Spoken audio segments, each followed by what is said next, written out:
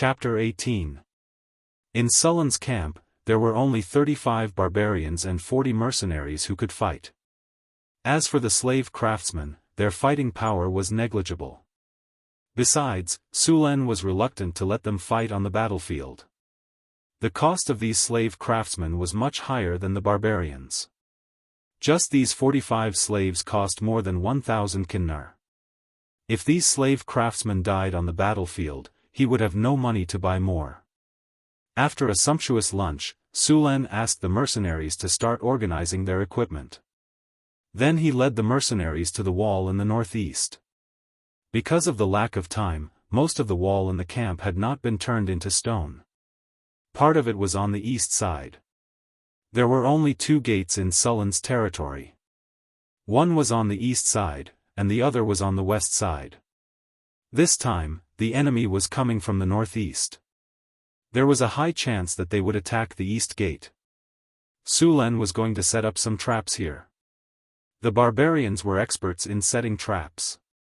When they hunted in the wilderness, they often relied on traps. Although these traps were not very effective against large numbers of monsters, they could still kill as many as they could. While the barbarians were making traps, Sulen, together with the remaining 45 slave craftsmen, moved out the dried reeds collected these days and piled them near the east gate. Time passed by. It was 3:00 in the afternoon. The south was still hot, but the northern wilderness was already very cool. The autumn air was refreshing. In the distance, a black line was quickly approaching. When they got closer, they realized that it was not a black line. It was a huge army made up of thousands of goblins, gnolls, kobolds, and gnolls. In fact, rather than an army, they were more like a group of bandits. No, they were worse than bandits. Most of them did not even have clothes, and the weapons in their hands were mostly wooden sticks or bone weapons. Only the gnolls used crude metal weapons. Although many of the weapons looked inferior at first glance, they were still metal weapons. In addition to these monsters, Sulen also saw a few tall monsters. These monsters were even taller than the gnolls. Their bodies were muscular and looked very powerful. Sulen had seen pictures of monsters before. These monsters were trolls. Although the trolls were few in number, they were far stronger than the gnolls. Although there were only a dozen of them, they could easily defeat a group of 100 gnolls. The maces in the hands of these trolls were at least 40 to 50 kilograms in weight. They looked ugly, and there was still iron residue on them that hadn't melted, but their power hadn't decreased at all. The number of monsters in this group was also different from the information they received. There were at least 1,400 monsters in this group, which was double the number of monsters that Sullen's group had. This number was almost 20 times more than the number of monsters that Sullen's group had. The mercenaries standing on the city walls felt their hearts race, and their hands and feet turned cold. Looking at the monsters in the distance, their minds went blank, and their eyes were filled with fear. If it weren't for the fact that they knew they couldn't outrun monsters in the wilderness, these mercenaries would have dropped their weapons and fled long ago. Seeing this, Sulen shook his head inwardly. These mercenaries' mental fortitude was too weak. Master Sulen, there are more than 1,000 of these monsters, and we have less than 100 people. We can't defend against their attacks at all. This is no longer a matter of saving face for the nobles. I suggest we drive away the gnoll and kobold slaves, abandon all our supplies, and retreat immediately. Xian said anxiously. Retreat? Why should we retreat? With these chickens and dogs? Sulen slapped the city wall and laughed. I think they're too few. With so many slaves, as long as we capture half of them, I'll be able to build my lord's castle very quickly. Hearing Sullen's words, the mercenaries looked at each other. They looked at Sulen as if they were looking at an idiot. The barbarians, on the other hand, were cheering for Sulen. Although they had followed Sulen for less than a month, these barbarians were completely loyal to Sulen. They would carry out Sullen's orders without hesitation. Just as the mercenaries were struggling to escape, the army of monsters outside launched an attack. Swoosh swoosh swoosh. Arrows were thrown from afar. Su Len swung his spear lightly and deflected all the arrows aimed at him. The barbarians also swung their weapons and deflected the arrows. Only a few unlucky mercenaries were hit, but the arrows were too weak. The arrowheads couldn't even penetrate their leather armor. The gnolls' archery skills were very poor. Their strength was limited and they couldn't use strong bows. Most of the arrowheads were made of bone. It was effective against unarmored monsters, but it was useless against Su Len and the others. Seeing that the arrows were ineffective, the gnolls roared angrily and waved their maces, sending a gnoll who couldn't dodge in time flying. They then roared at the army of monsters, and the entire army began to attack the city. A distance of 30 to 40 meters was covered in a few seconds. However, many of the monsters had just charged 10 meters when they either stepped into a pit, had their sawls pierced by wooden spikes, or were hit in the head by falling rocks. Some unlucky ones fell and were trampled to death by the monsters behind them. However, these didn't stop the army of monsters. Soon, the gate was breached. Su Len didn't send anyone to stop them. Instead, he led the barbarians and mercenaries to retreat to the camp. The monsters were very excited to break through the gate so easily. In their minds, human fortresses were difficult to break through, but as long as they broke through, there would be rich spoils of war. Sweet food, beautiful clothes, all kinds of beautiful objects, and tender human flesh. These hot-headed monsters didn't care how the camp was breached so easily. Regardless of whether they were gnolls, or gnolls, they all swarmed toward the gate. Behind the gate, the kobolds who rushed in first wanted to rush in and loot, but they were dumbfounded when they saw two stone walls on both sides of the gate. Before they could figure out what was going on, they were pushed forward by more monsters behind them. These two stone walls were created by Sullen's mud-to-stone skill. There were a total of 30 meters of stone walls on both sides of the east gate. With two stone walls blocking their way, the gnolls were able to move forward. It didn't take long for the monsters to see their enemies. Two teams of 30 barbarian warriors held their giant axes and waited. They didn't dodge, and they couldn't dodge. In a breath, these barbarian warriors came into contact with the army of monsters. They swung their giant axes, and blood and flesh flew everywhere. The monsters in the front line fell like wheat being harvested. Chapter 19. The battle had been intense since the beginning. Faced with the barbarians' sharp battle axes, goblins, kobolds, and even gnolls could not withstand more than 2 hits. The ground where the two sides were fighting was soon dyed red with blood. In the narrow space, the goblins and kobolds did not even have a chance to escape. They were directly cut in half by the axes. The first row of barbarian warriors was tired, and the second row immediately took their place. The barbarian warriors took turns killing the monsters, and their efficiency was not affected at all. The monsters in front were blocked by the barbarians and could not move an inch forward. Seeing their companions being killed so easily, many goblins, kobolds, and gnolls wanted to retreat. However, the monsters at the back did not know what was happening in front of them and continued to charge forward. In the end, hundreds of monsters had squeezed into the area 30 meters behind the east gate of the camp, and the number was still increasing. Su Len stood on the high platform at the back and looked at the monsters flooding in from the east gate of the camp. His expression did not change at all. After seeing that the space surrounded by the stone wall was filled with monsters, Su Len decisively ordered a retreat. The barbarians who had resisted at the exit for more than 10 minutes all retreated. Although it was only a short 10 minutes, they had used up as much energy as a battle. The continuous high-intensity battle had also tired them out. After the barbarians retreated, the monsters who were no longer under pressure were overjoyed and wanted to rush out quickly. However, as soon as the first batch of barbarians rushed out, a stone wall suddenly rose from the ground and blocked the passage in a breath.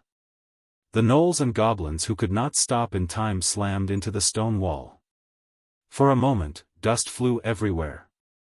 Some of the weaker monsters had their sternum crushed and blood spurted out of their mouths. Many gnolls wanted to climb over the stone wall, but the crowded space did not give them a chance to do so. Some lucky ones directly stepped on the bodies of the goblins and kobolds and climbed over the stone wall. However, as soon as they landed, they were stabbed by 5 or 6 mercenaries with spears. Seeing the army of monsters in the simple barbican, Sullen's face revealed a bloodthirsty smile. Under the afterglow of the setting sun, there was a hint of ferocity. Boom! The spear slammed into the ground. Set fire! A loud shout clearly spread throughout the battlefield. In the next second, dozens of torches suddenly rose around the barbican. Then, cans of burning kerosene were thrown into the barbican. Boom! The kerosene instantly ignited into a raging fire. Even the reed poles that had been piled up in the barbican were set ablaze.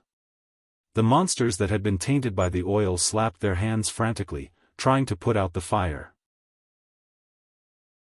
However, other than igniting more places, there was no effect at all. All the monsters frantically tried to escape, but the surrounding monsters made it impossible for them to move.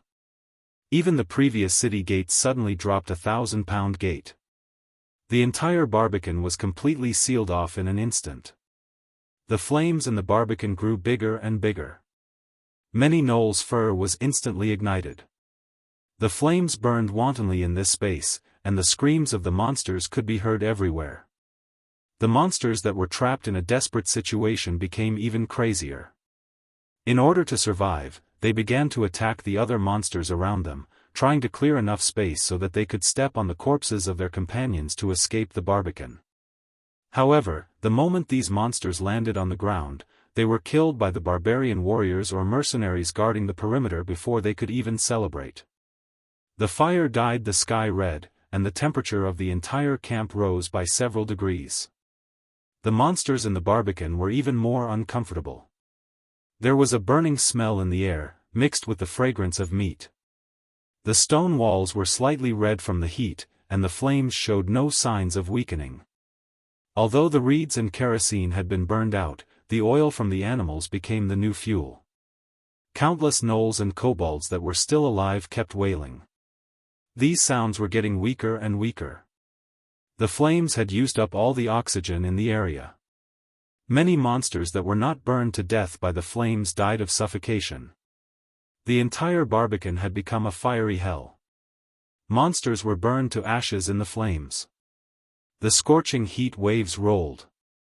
Even the mercenaries who were close to the barbican had their hair curled up.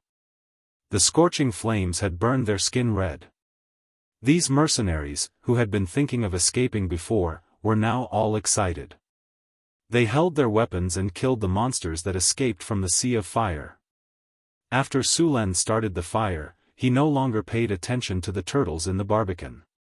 In his eyes, the monsters in the barbican were already dead. Although there were a large number of gnolls, and kobolds in the barbican, there were still some outside the barbican. He did not plan to let these monsters go. After all, he was severely lacking in slaves. Sulen went around the west gate of the camp. When he arrived at the east gate, the monsters were smashing the gate. To prevent the monsters in the barbican from escaping, the 1,000-pound gate was specially thickened. Although it had been dented by the attacks of the 2 trolls, it still did not break. The flames in the barbican made the monsters feel that something was wrong. However, the monster army was in a mess. It was too late to retreat even if they wanted to.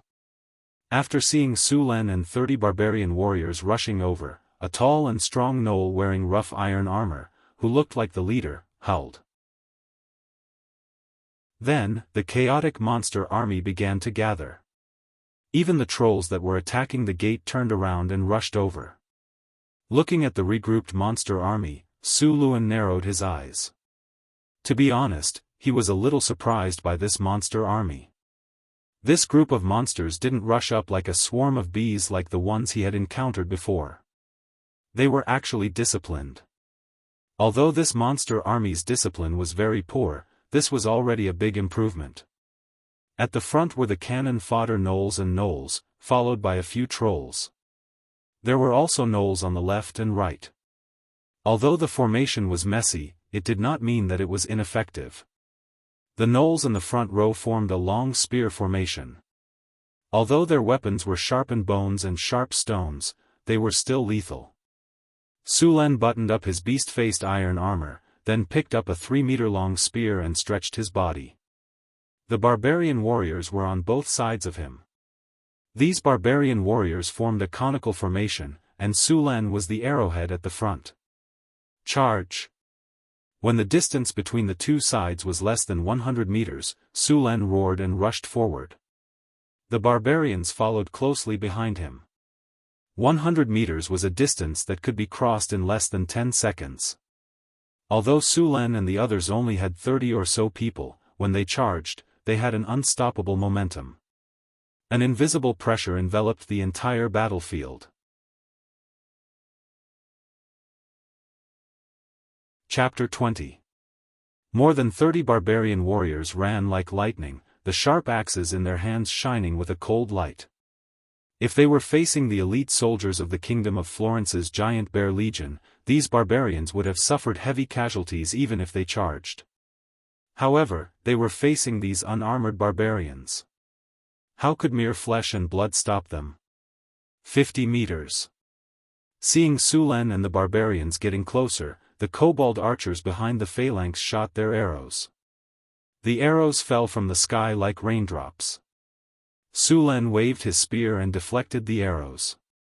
The barbarian warriors behind him used their giant axes to protect their vital parts and let the arrows fall on their bodies. Most of the arrows did not penetrate the leather armor, and some were even deflected. These arrows did not cause any trouble for Sulen and the others. In the blink of an eye, they were only 20 meters away. Next was the phalanx in front of them. Although these gnomes were not strong, if they rushed in recklessly, Sulen would be fine, but the barbarians would definitely suffer losses. Hand axes. Throw. In the next moment, 35 hand axes flew into the phalanx. How strong were the barbarians?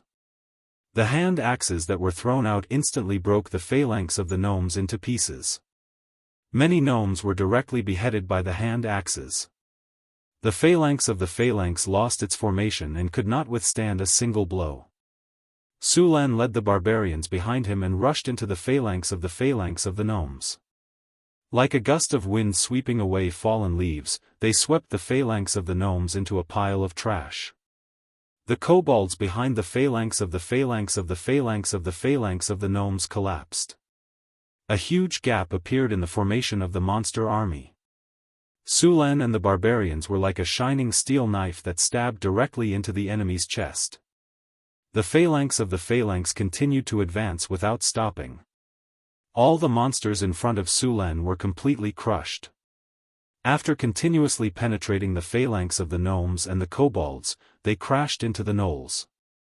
To be able to survive in the wilderness and become a medium-sized tribe, these jackalans were not weak. They were even more valiant than the ones Sulen had encountered before. After seeing Sulen and the others rushing over, the group of gnolls roared. Sulen swept the spear in his hand, and with his inhuman strength, the iron spear shaft tore through the air and instantly swept the gnolls in front of him away. After being swept by the spear shaft, the gnolls' bodies began to break. Their sternum and spine were shattered, and their internal organs were shattered into pieces by this strange force. Then, mixed with blood, they spurted out from their mouths and noses. Taking advantage of the gap that Sulen had opened, the remaining barbarians swung their axes and activated windmill. Whirlwind slashes with white sword energy cut the monsters in front of them into two halves. Flesh and blood splattered everywhere, and the gnolls were easily harvested like weeds. Seeing Sulen and the others rushing forward, the leader of the gnolls kept roaring, wanting to command the others to continue attacking. However, the group of monsters was already scared out of their wits. No matter how much he roared, they were unwilling to move forward. Fortunately, they still had a trump card in their team, which was 9 trolls that were more than 2.5 meters tall. Just as Su Len swept the last knoll in front of him away, the front was empty. The entire army of monsters had been pierced through by him. The entire battlefield was in chaos. The middle of the army of monsters had completely collapsed, and the 2 wings were useless at this time. Roar! Just as Su Len was about to kill the leader of the gnolls, an angry roar came from the side. Then, a gust of wind approached quickly. A troll rushed over like a heavy truck. Su Len waved his arm and blocked the mace. The huge force bent the long spear made of fine iron. The mace was lifted high, and the troll that was rushing over retreated at an even faster speed. Then, it fell heavily to the ground. Blood spurted out of its mouth. With such a serious injury, other monsters would have died long ago. However, for the trolls, as long as they were given time, they would recover in a short time. It was not that they had not encountered difficult opponents before, but in the end, they had relied on the strength of the trolls to win in the end. Unfortunately, they had calculated wrongly this time. Seeing Su Len send a troll flying, the remaining trolls were not afraid at all. They roared and rushed at him. Seeing the trolls rushing over, Su Len smiled coldly. He grabbed the shaft of the spear with one hand and the body of the spear with the other. Then, he bent the spear hard and straightened the somewhat deformed spear. Then, he waved it hard at the trolls. Dark ice cut. 3 streams of cold air gathered in front of him in an instant, then condensed into 3 ice blades, accompanied by a bone-piercing chill. The 3 ice blades flew out in an instant.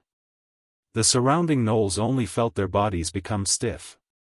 In the next second, a bone-piercing chill flashed by, and then they were plunged into endless darkness. The 3 ice blades cut through the trolls' bodies like rotten wood. Several of the charging trolls stopped in their tracks. In the next moment, their strong bodies were neatly cut into several pieces. No blood flowed out. All of the blood was frozen in an instant. Even the trolls' bodies were frozen at this moment. The 3 ice blades flew for more than 30 meters before disappearing into the air. All monsters in the path of the ice blades, whether gnolls, or trolls, were cut and frozen. The trolls that had the powerful ability to grow again were also dead. The mercenaries on the city wall watched everything that happened on the battlefield not far away. They only felt a chill in their hearts, and their bodies involuntarily broke out in a cold sweat. Although they had seen the Lord's invincible posture on the battlefield several times, the opponents this time were trolls. The powerful and unstoppable force that swept through the battlefield made them feel like the noble in front of them was a mythical hero. Legendary heroes are nothing more than this. Xian said with a pale voice. Just as the mercenaries were sighing, the battle came to an end. After seeing that their biggest reliance was killed, the entire monster army completely collapsed. No one dared to stop them.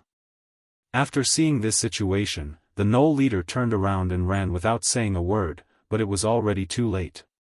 Su Len moved very quickly, and the enemies in front of him dodged. Those who dodged too slowly were directly torn apart by the power of Sullen's spear. The gnoll leader saw the distance between the two rapidly closing, and then madly accelerated to escape. Su Len shook the spear in his hand and then threw it forward with force.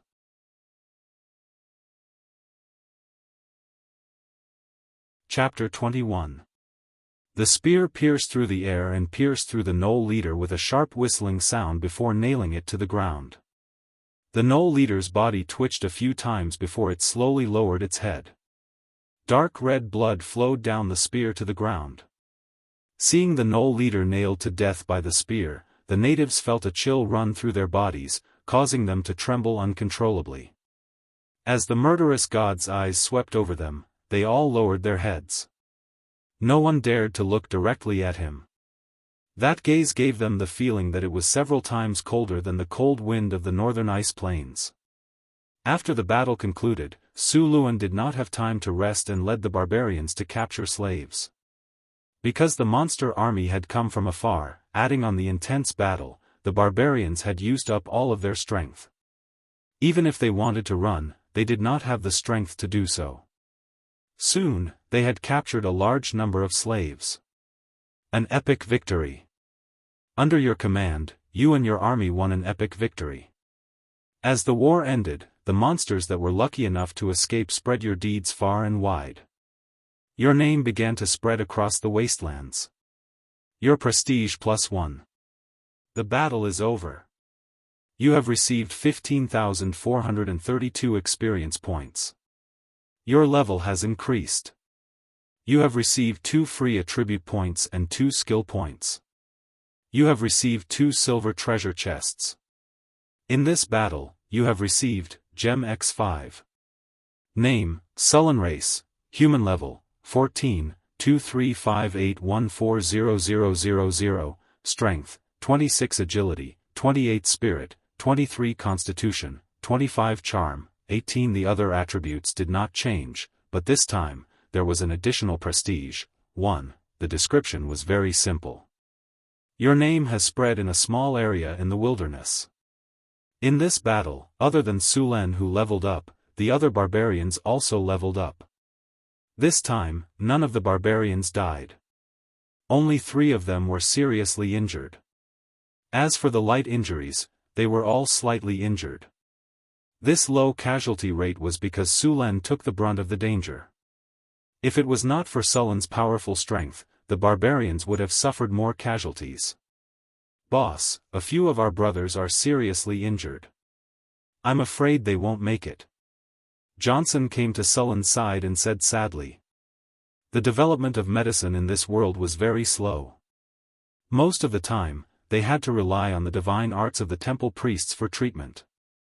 Of course, they could also spend money to buy some holy water.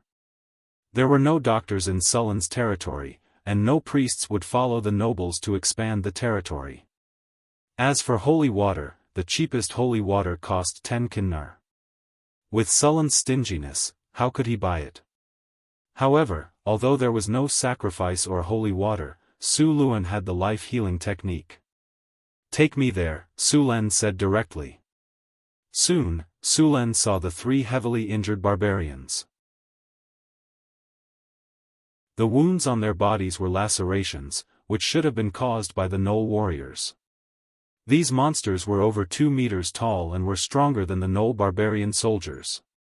The barbarians only wore leather armor, and at most, their leather armor was embedded with some metal plates. These leather armor could deal with gnolls, kobolds, and gnolls, but it would be difficult to deal with the Knoll warriors. Against the Knoll warriors, these leather armor would not be of much use. The most seriously injured barbarian had a large gash on his chest, and 2 of his ribs were broken. Through the wound, one could see that his internal organs were squirming. With such serious injuries, his stomach was almost cut open. If the wound was a little deeper, he probably wouldn't have lasted until now. Sulen raised his hand, and a ball of light green light began to gather in his hand. In the next second, the light merged into the barbarian's body. The barbarian's wounds gradually stopped bleeding, and the hideous wound on his body began to close. However, the wound was only closed by a third before the green light disappeared. Obviously, life healing was not enough to save them. The green light dissipated, and the barbarian's HP continued to drop, but at a much slower rate than before. Seeing the light dissipate, Sulen used life healing on the barbarian again. Although the barbarian's wounds had not healed, his HP was no longer dropping. Life healing was only a beginner-level healing spell, and its effects were limited. The rest of the wounds would need to be healed by himself. Soon, Sulen pulled the 3 barbarian warriors back from the brink of death. Then, he applied gold balm on them, tied them with bandages, and had them carried back to the camp to recuperate. They would not be able to fight for at least a month. After the battle, the dozen or so barbarian warriors had all leveled up to become barbarian warriors. The most powerful one, Johnson, had broken through to become the ultimate barbarian soldier, the barbarian berserker. Several of his attributes had also leveled up. Beginner strength had leveled up to intermediate strength, and endurance had leveled up to intermediate endurance. Intermediate strength permanently increases strength by 4 points, stamina by 4 points. Intermediate endurance permanently increases HP by 25 points, stamina by 25 points, stamina recovery by 50%, and damage taken reduced by 15%. Apart from these two attributes, the attributes of Berserk had also changed. Berserk had become Advanced Berserk, reducing pain by 80%, increasing strength by 50%, increasing movement speed by 20%, Berserk duration by 50%, and reducing weakness by 30%. It could be said that Johnson's strength had increased by several times. If he was equipped with a set of armor, he would be a meat grinder on the battlefield. After the battle, Sulen obtained a large number of slaves. This time, the slaves included gnomes, kobolds, and gnolls, totaling up to 500. Among them, more than 200 had died in the battle, and those that died in the Barbican were not included. Sulen estimated that about 600 of them had died, and less than 100 had escaped. After this battle, the captives were all frightened and did not dare to resist. Sulen planned to keep them as slaves. Gnomes and gnomes were very similar, but the former was 1.5 meters tall, while the latter was only 1.2 meters tall. Gnomes were also one of the few races in the wasteland with good discipline. Although they were not very bright, they were more than enough to be slaves. Xianxia, take these slaves back and lock them up alone. Sulen walked back, covered in blood. With every step he took, blood dripped from the gaps in his armor. Remember, don't let them escape. I still need these people to build me a castle. Don't worry, boss. I'll guard it myself. Johnson wiped off the blood stains on his bald head and grinned at the slaves, revealing 2 rows of white teeth. Although he was smiling, the blood stains on his face made people's hearts palpitate. Johnson would not let these monsters who had almost killed his brothers go so easily. Although he would not kill them, he would not let them off easily.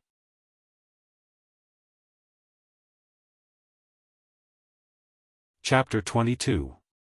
The fire in the Barbican burned until midnight before it gradually extinguished. The fire burned the surrounding walls and ground until it was hot. It was not until the next morning that Sulen dismantled the Barbican and began to clean up the corpses inside. After seeing the scene in the Barbican, although Sulen was already mentally prepared, he still felt the urge to vomit. The Barbican was filled with all kinds of charred corpses, and the air was filled with the smell of barbecue. This situation caused no one to eat meat in the camp for the next few days. He dug a big hole and buried all the corpses. Then he let the slaves clean the ground with water. Even so, there was still a faint smell of blood at the east gate of the camp. After dealing with the monster army, the camp ushered in a period of rapid development. This time, the native army they destroyed was the most powerful Gnoll tribe in the area. The destruction of this tribe made the other tribes in the area feel a lingering fear. The rules in the wilderness were very simple: the strong were the king. If Sulen wanted the ownership of this land, he had to defeat all the forces around the land. This way, he would be the ruler of this land. Now that the largest tribe around Sulen's territory had been destroyed, no one dared to provoke him for the time being. With more than 1,000 slaves, the construction of the camp sped up again. 3 days later, the construction of the port was finally completed. The port was built, and the fish provided every day increased. Next, some of the slaves continued to cultivate the farmland, while others built the blacksmith shop and the lord's castle. During this period of time, there were frequent battles. Many people's armor and weapons were seriously damaged and needed to be repaired before they could be used. However, there was no iron ore in the territory. If Sulen wanted to build a blacksmith shop in the territory, he had to solve the source of iron ore. Although the wilderness looked barren, there were still many resources, such as iron ore. Most of the gnolls who attacked Sulen's territory had metal weapons.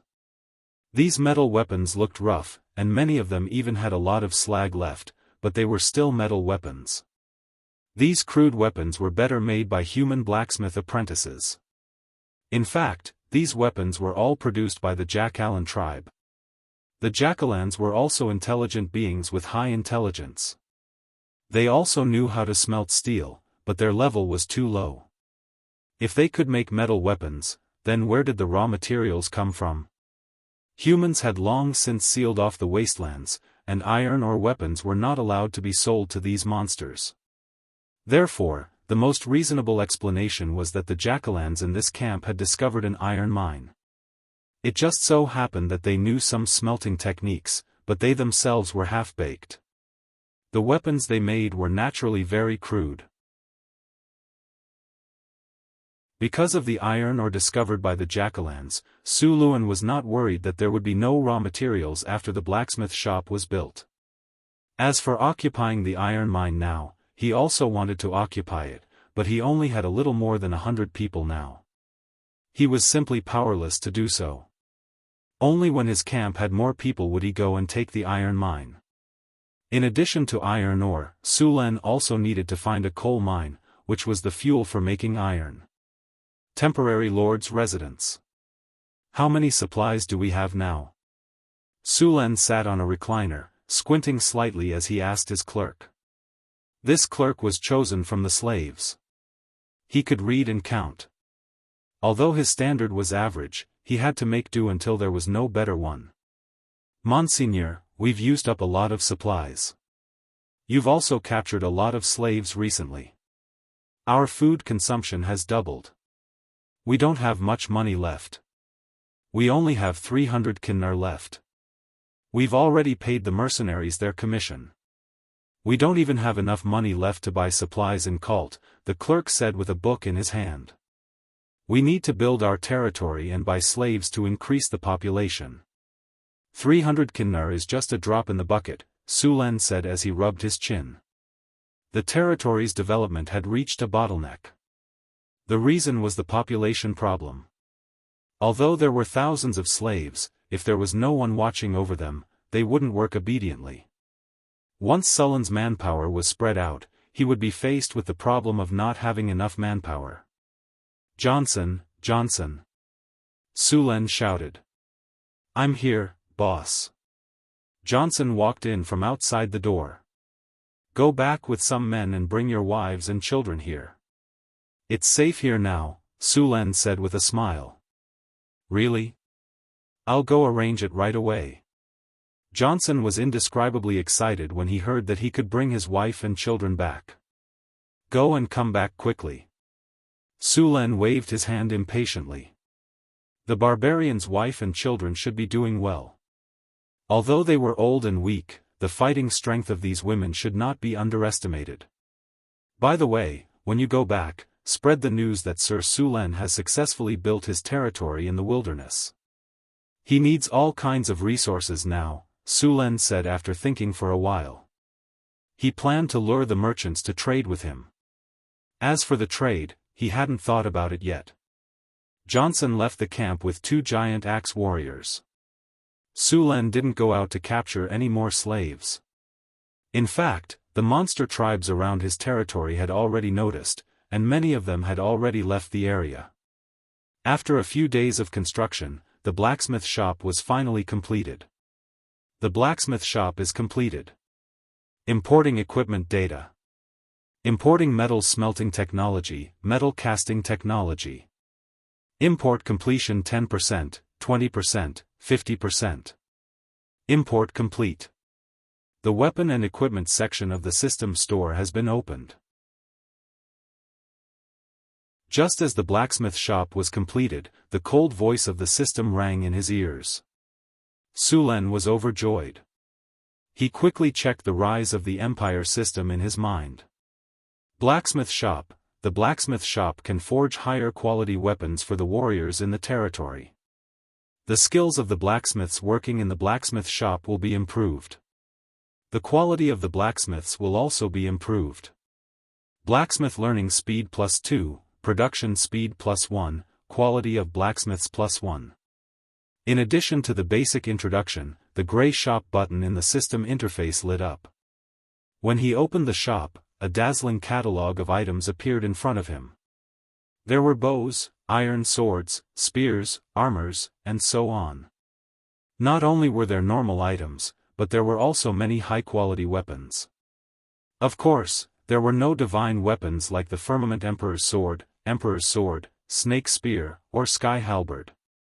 However, when he thought about it, it made sense. If they weren't even sold in the game, it would be difficult to get them in the real world.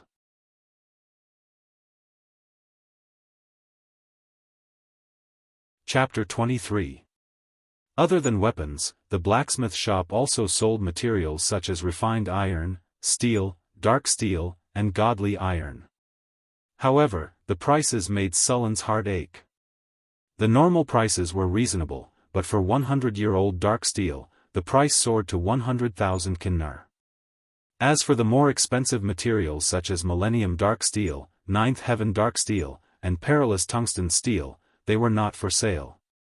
In the game, these rare materials could not only be used to create the best godly equipment, but they also had magical effects. For example, 100-year-old Dark Steel had a self-healing effect. When worn, it would automatically restore health after a period of time, and it could also increase attributes. In the past, it was a must-have item in the game.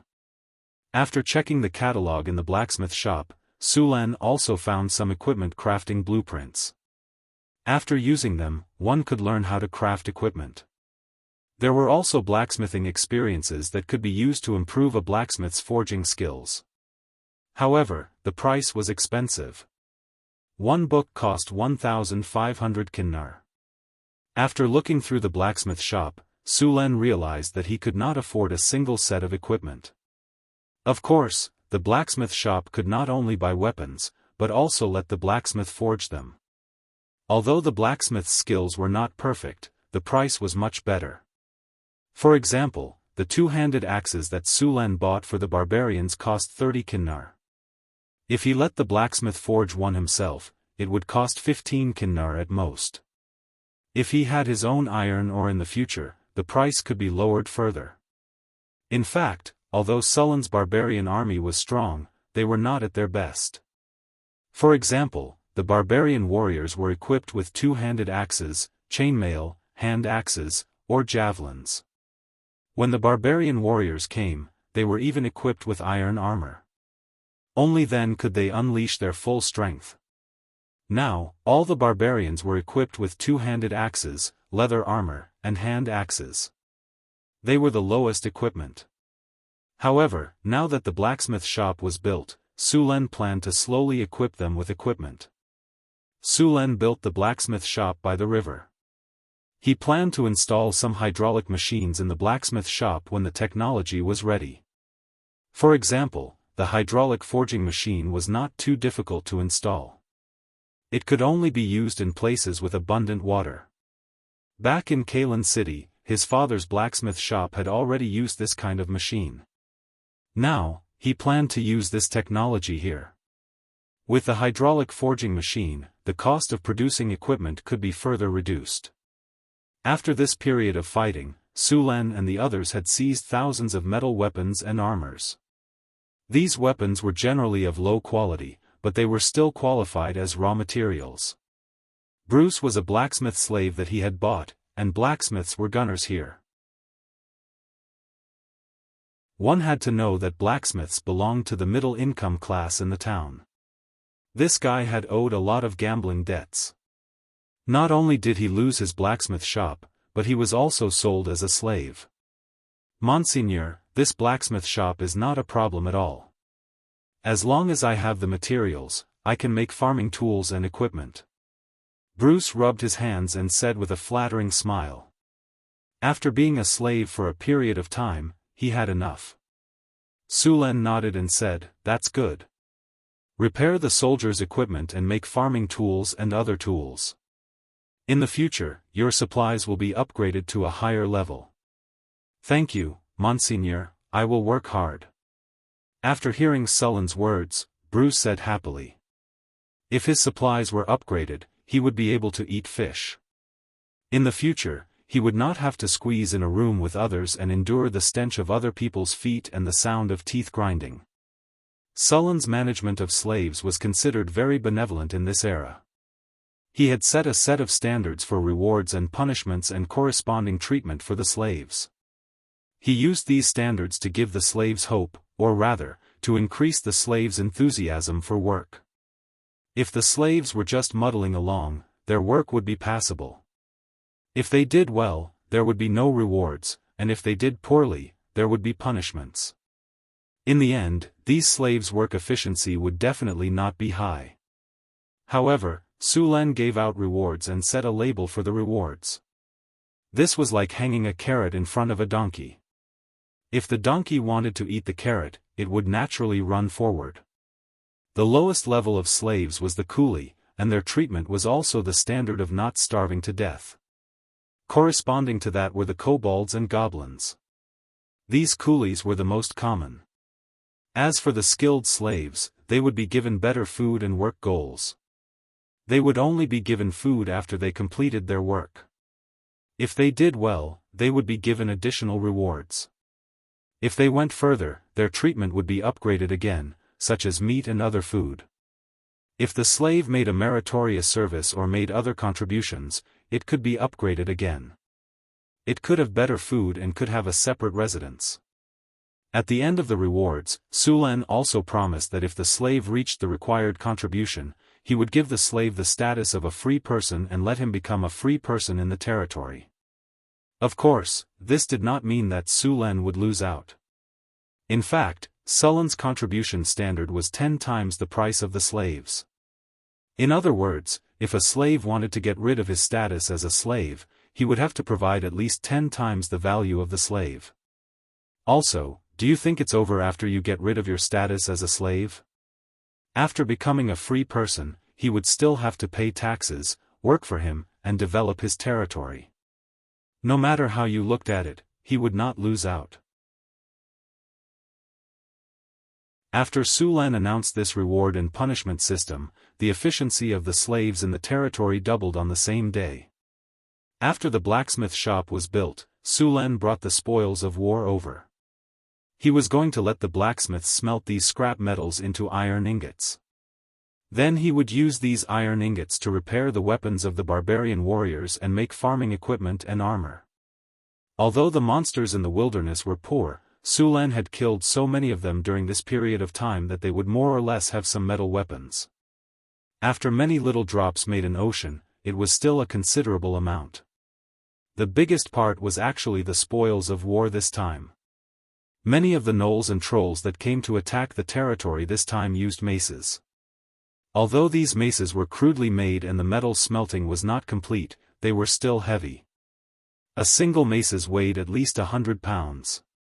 Even if there were many impurities in them, after smelting, they would still weigh 70 to 80 pounds. In the end, the number of iron ingots obtained was at least a few thousand pounds. Naturally, not many iron ingots were needed to repair weapons, so Sulen planned to use the remaining iron ingots to make armor for the barbarians. As for the iron of the worst quality, it would be used to make farming equipment. A few thousand pounds of iron ingots could be used to make almost 100 sets of armor. Although the barbarians were strong in attack, their defense was very weak. If these barbarians were all equipped with armor, their combat strength would at least increase by a level.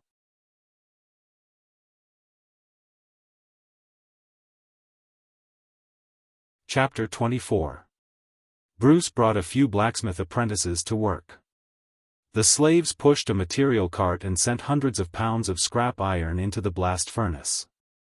The blast furnace was hot, and the temperature of the entire blacksmith shop was at least 50 degrees. Bruce was bare-chested and only had a piece of cloth wrapped around his crotch. He directed the people to heat the blast furnace. Because there was no coal in Sulen, the blacksmith shop used charcoal for heating. The heat provided by charcoal was limited, only 700 degrees. Of course, this was in an open environment. If it was in a furnace, the temperature could reach 900 to 1000 degrees. The temperature needed for steel smelting was at least 1000 degrees. At this time, bellows were needed to help the combustion. Only in this way could the temperature reach the iron smelting temperature. Su Lan didn't know much about iron smelting, but he remembered that after heating the air in advance and injecting it into the furnace, the temperature of the furnace could be increased by about 200 degrees. In this way, the temperature of the furnace could reach 1,200 degrees, which was not much lower than using coal. In fact, although there were many advantages to using coal to smelt iron, such as fast smelting speed, high output, low cost, etc., there was a serious drawback. That was the sulfur content of coal. Most of the coal had a high sulfur content. If it was used to smelt iron, the iron would also contain sulfur, which would lead to a serious consequence: the iron would become brittle. The quality of the iron would decrease, and the weapons forged could not be compared with the weapons without sulfur. When the weapons were cut, they would even break directly. This situation could not be compensated for by the low cost. After all, no matter how low the cost was, if the things bought could not be used, then the money spent would be worthless. As for steelmaking, Su Lan also knew a little about it. The difference between steel and iron was the amount of carbon. If the carbon content was high, it would be iron. If the carbon content was low, it would be wrought iron. However, Su Lan really didn't know the specific ratio. If I knew that I would travel, I would have memorized all these knowledge points. Su Lan rubbed his head and complained. Although he didn't know the exact amount of carbon in steel and iron, as an experienced blacksmith, Bruce still had some experience. Under the leadership of Bruce, several blacksmith apprentices set up the first-class anvils and heated up the iron ingots that had already been smelted into iron ingots before hammering them. This method of repeatedly hammering and heating iron ingot was to forge steel. After the iron ingot was repeatedly tempered, it was called refining. After this operation was repeated for 100 times, it was called refining steel. It was also the best steel on the market at present. Weapons forged with this steel were the best of the best. In the Kingdom of Florence, most of the weapons and armors used by the army were usually refined 30 times. Of course, there were also weapons that were better than this kind of well-tempered steel. Of course, although the technology of the dwarves was higher than that of the humans, in fact, it was also very difficult for the dwarves to forge well-tempered steel. It was just that they had other secret techniques.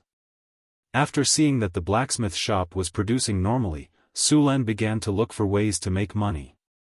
The territory had been investing in but not producing, which was also very stressful for Su Lan. When Johnson left, Su Lan gave him 100 kinnar. Now, he only had 200 kinnar left. There were still some things in the storage space. 2 pieces of fine iron, some gems, and 2 silver treasure chests. The gems were the rewards from defeating the natives last time. Su Lan checked them. Most of the gems were of average quality. Only 2 of them were of good quality. If he sold them to a gem merchant, he could sell them for 300 to 400 gold coins at most. This amount of gold coins would probably be spent in a month. It would probably take at least 2 years for the territory to be self-sufficient and have income. At the thought of this, Su Lan wanted to rob the giant dragon's treasure. Legend had it that giant dragons were very rich. Of course, he could only think about it.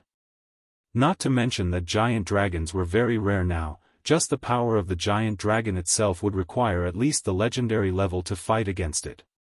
Right, there are still 2 treasure chests that haven't been opened. After saying that, Su Lan chose to open the treasure chests. With a flash of light, the treasure chests disappeared, and the sound of a system notification rang in his ears. Congratulations, host. You have obtained a mechanical control book. Congratulations, host. You have obtained a bottle of Big Dipper Heavenly Elixir. Mechanical control? What's this? Su Lan picked up the book and flipped through it. The book recorded the creation, principles, and uses of various machines. After reading the system's introduction, Su Len understood that this was a new skill that the system had created after integrating with this world. In the original game, this skill was mechanical control. It could summon mechanical soldiers such as wooden oxen. However, after coming to this world, it had become mechanical control. Moreover, even if he learned it, he wouldn't be able to create wooden oxen.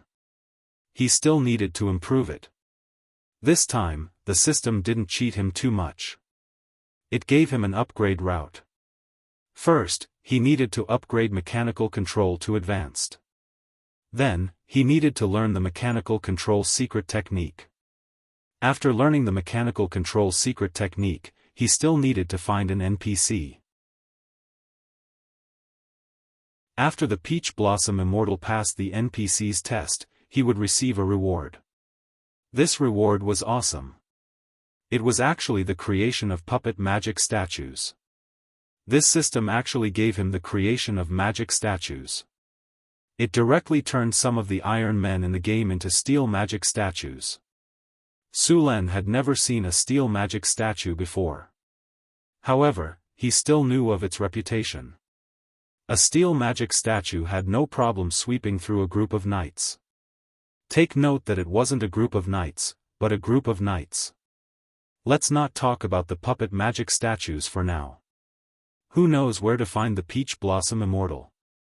In the game, the Peach Blossom Immortal could be found as long as he went to the Peach Forest.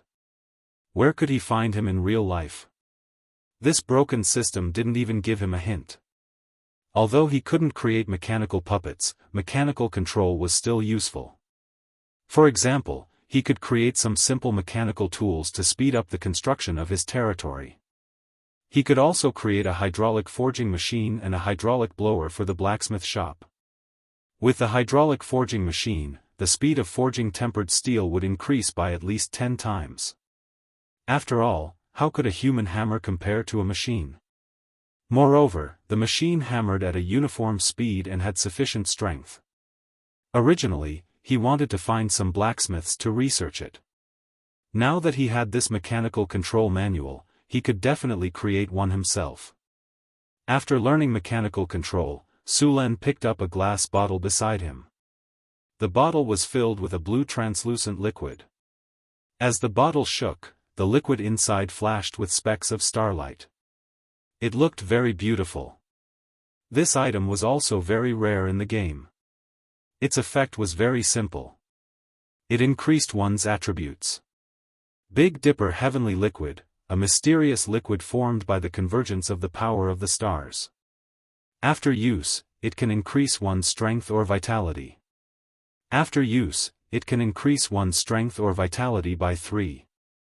Only one effect can be triggered at a time. Can be used repeatedly.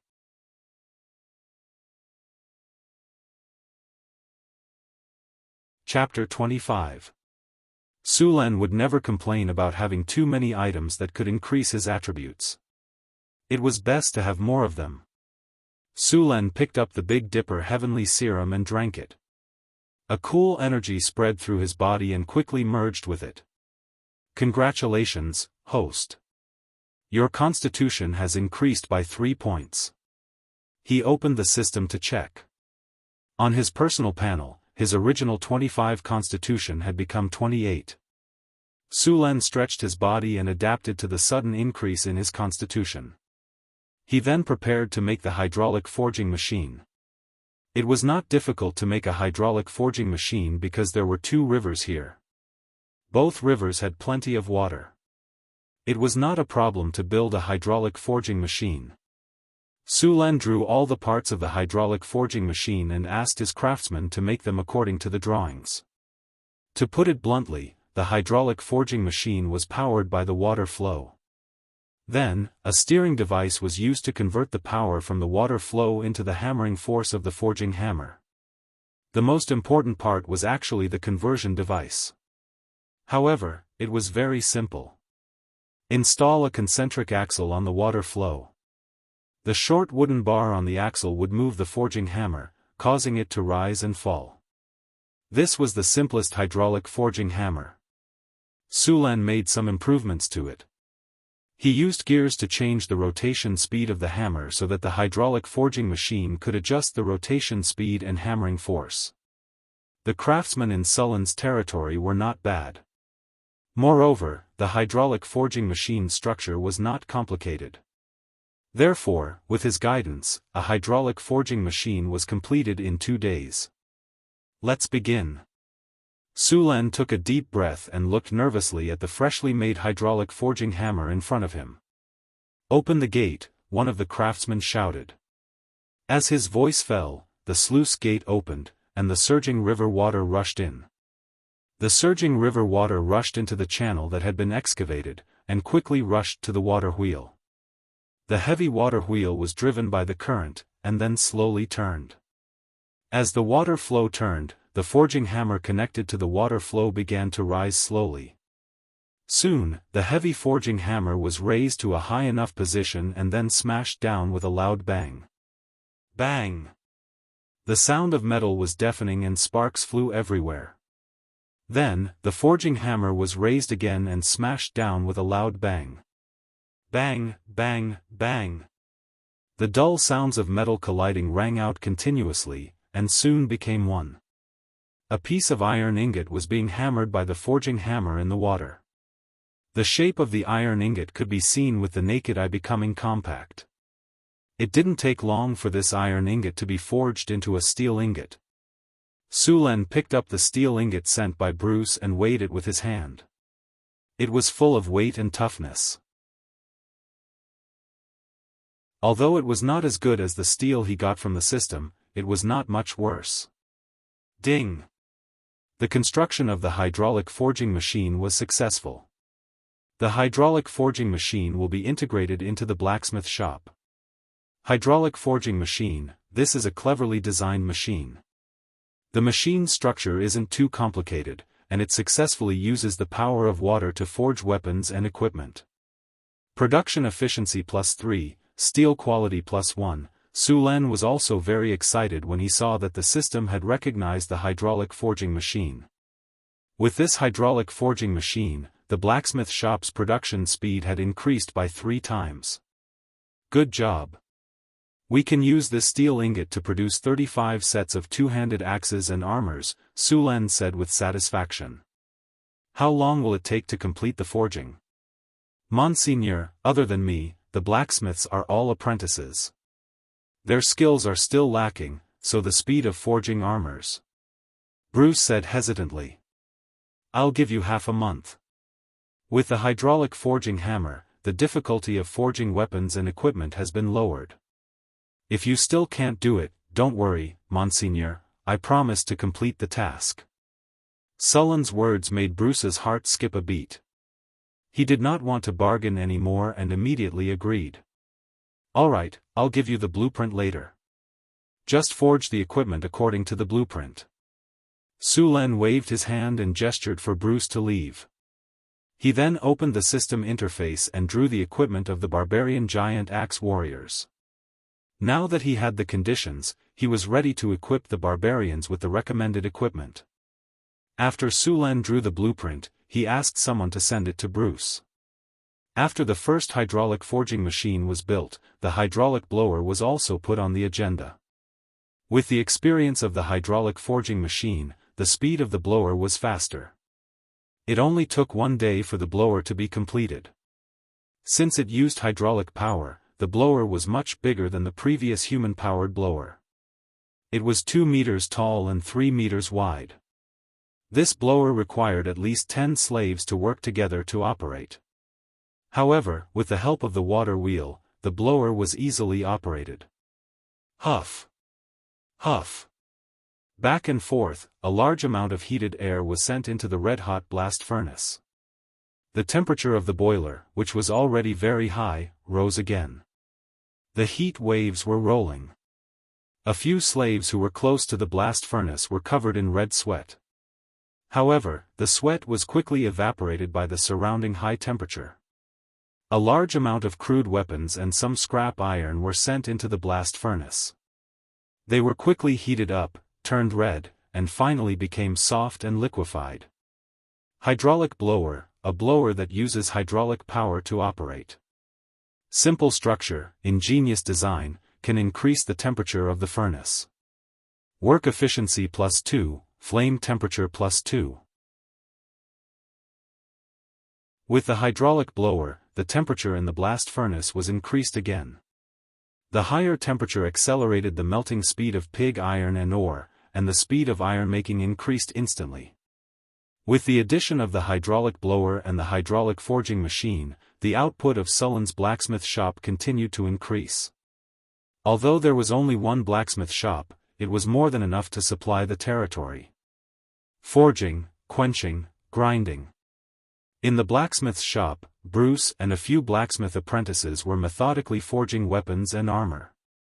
A two-handed axe with a steel blade that was specially made for barbarians was quickly formed. Sulen picked up a completed two-handed axe. This axe was made according to Sullen's blueprint. The two-handed axe purchased by the Kingdom of Florence was made according to the size of an ordinary person.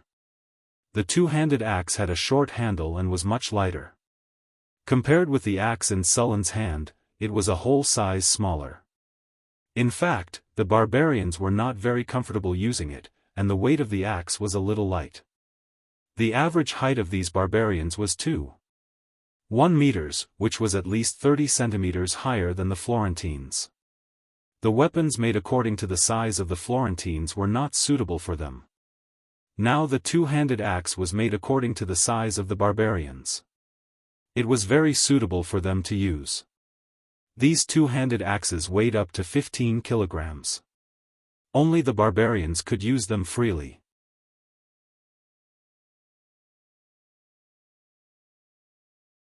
Chapter 26. Because of the use of well-tempered steel, the two-handed axe was sharper and tougher than ordinary axes.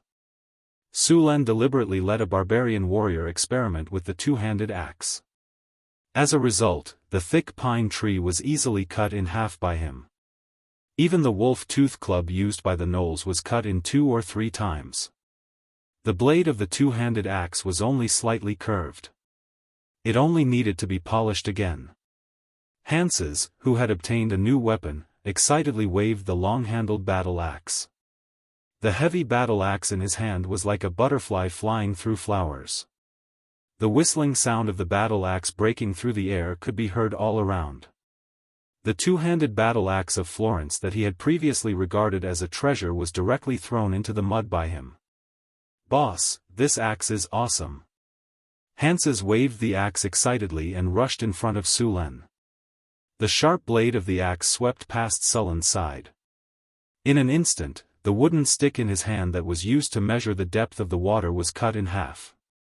"It's fun, isn't it?"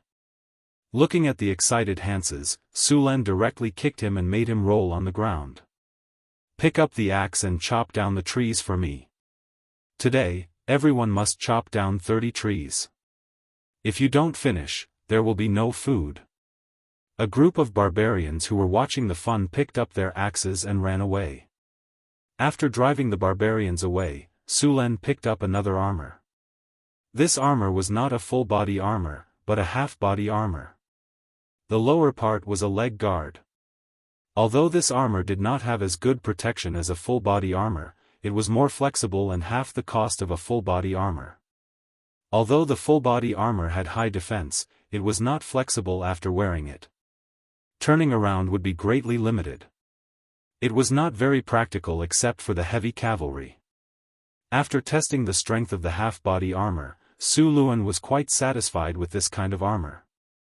It had a good defensive effect against swords and knives, and also had a high defensive power against arrows, but a little weak against heavy weapons. Using this armor to deal with the natives in the wilderness who did not even have a full set of weapons was a complete waste. The blacksmith shop was on the right track, and the construction of the territory was also slowly progressing. Although there were already more than 1,000 slaves, the construction of the territory was still progressing slowly. Of course, this was in Sullen's opinion. In fact, for others, the construction of the territory was already very fast. The main reason was that Sullen's territory was too large. Other nobles' territories were at most the size of a small town, but Sullen's territory was already a large town, or even a small town. At least large towns did not have a 2-kilometer-long, 5-meter-high stone wall. Kobolds, gnomes, and even gnolls were not the best slaves for building a territory. These slaves could only do heavy physical labor. With their pitiful intelligence, they were completely incapable of building a proper house. Most of them built shacks or dug underground caverns. There were a lot of trees in the wilderness. If they used logs to build houses, they would be able to build faster. However, wooden houses were prone to catching fire. Once a fire broke out, they would probably burn down a lot. Furthermore, wooden houses consumed too much wood. In Sullen's opinion, the territory's wood was also a commodity for sale. There were a lot of trees in the wilderness, and there were a lot of them. They were also very sturdy. Whether it was used to make furniture or ships, it was a good choice. This was especially true in the north. Due to the cold weather, trees grew slower, and their texture was more compact and sturdy. It was very suitable for building ships. He planned to sell the wood as the territory's first commodity. Because it was in the north, the weather was very cold in the winter. The houses in the territory were made of mud mixed with reed poles. Although the mud walls looked ugly and gray and looked like they could be pushed down with a push, they were very warm. The walls were more than a foot thick and could completely block the cold from the northern ice plains. Although the walls were a mixture of mud and reed, after the mud was mixed with water and mixed with reed poles, the strength of the mud wall increased a lot. Coupled with the thickness of the mud wall, it was no problem to use it to build houses. At the same time, wooden pillars were added in the mud wall. Although the houses looked ugly, they were the best choice for the territory. Although the kobolds and goblins were not very bright, they were still capable of digging the foundation and transporting the mud. They did a good job of digging the foundation. It didn't take long for the foundation to be dug out. As for the gnomes and gnolls, they were stronger. They were used to beat the mud and mix it. Then, under the guidance of the humans, they built the mud wall on top of the foundation. The construction of the mud wall was simple. 2 wooden boards were erected, and the boards were filled with mixed mud and reed poles. After that, the mud wall was compacted and built. Neither gnolls nor gnolls were comfortable with their new identities. After all, they were much stronger than gnolls and kobolds. They were used to enslaving gnolls and kobolds. They were not used to being enslaved by humans, but they did not dare to resist. In the recent battle, Suluan's powerful figure and the barbarians' unstoppable power had left a deep impression on them. Although there were only a few barbarians as supervisors, none of the slaves dared to have any thoughts of resistance. They obediently worked under the whips. There was flat land on both sides of the Red Sand River and the Whitewater River. Many of these lands were covered with lush weeds. The land was very fertile. After the monster army was wiped out, the territory was temporarily free of threats. The reclamation of farmland was put on the agenda. Agriculture would always be the foundation of a territory. With a strong agriculture, the territory would be able to support more people. This way, business and military would be able to develop better. Sulan had checked the land around the river for 2 days. In the area close to his territory, at least 100,000 mu of land could be reclaimed on both sides of the river. Because it was close to the river, there was no need to worry about irrigation. These 100,000 mu of land could be said to be the best farmland in the entire territory. Sullen's farmland was close to the city wall. Other than being close to the city, it had no advantage over these farmland. Of course, now that Sulan had good mechanical technology, if he built some big water wheels and irrigation canals along the river, the farmland here would not be bad. However, the construction of the water wheels and irrigation canals required a lot of money and labor. With the current situation of Sullen's territory, it was not realistic to build irrigation canals that covered the city. The best way was to reclaim the land near the river for farmland.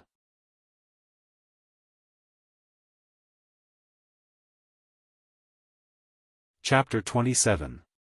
Kobolds and goblins also knew how to grow food, but their method of sowing was the most primitive slash-and-burn method. They would find a piece of barren land and set a fire to burn all the weeds on the ground. When it rained, they would scatter some seeds on the ground. As for the harvest, that was entirely up to fate. Although the goblins and kobolds were bad at farming, they were still capable of reclaiming barren land. Sulen planned to reclaim 5,000 mu of land in his territory before the north wind arrived. At the very least, his territory had to be self-sufficient in terms of food. These barbarians were all gluttons. The amount of food they consumed was 3 times that of ordinary people. In this world, apart from nobles and merchants, ordinary people ate 2 meals a day. These barbarians were the same. However, Sulen planned to eat 3 meals a day. As the main fighting force, they could not fight on an empty stomach. The only problem was the lack of food. There were 45 slave artisans and 35 barbarian warriors in the camp. After a while, the barbarian women and children would also arrive.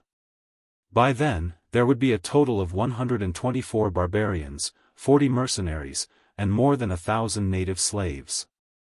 With so many mouths to feed, the amount of food they consumed had quadrupled. What used to be a few months' worth of food was now only enough for 2 months at most.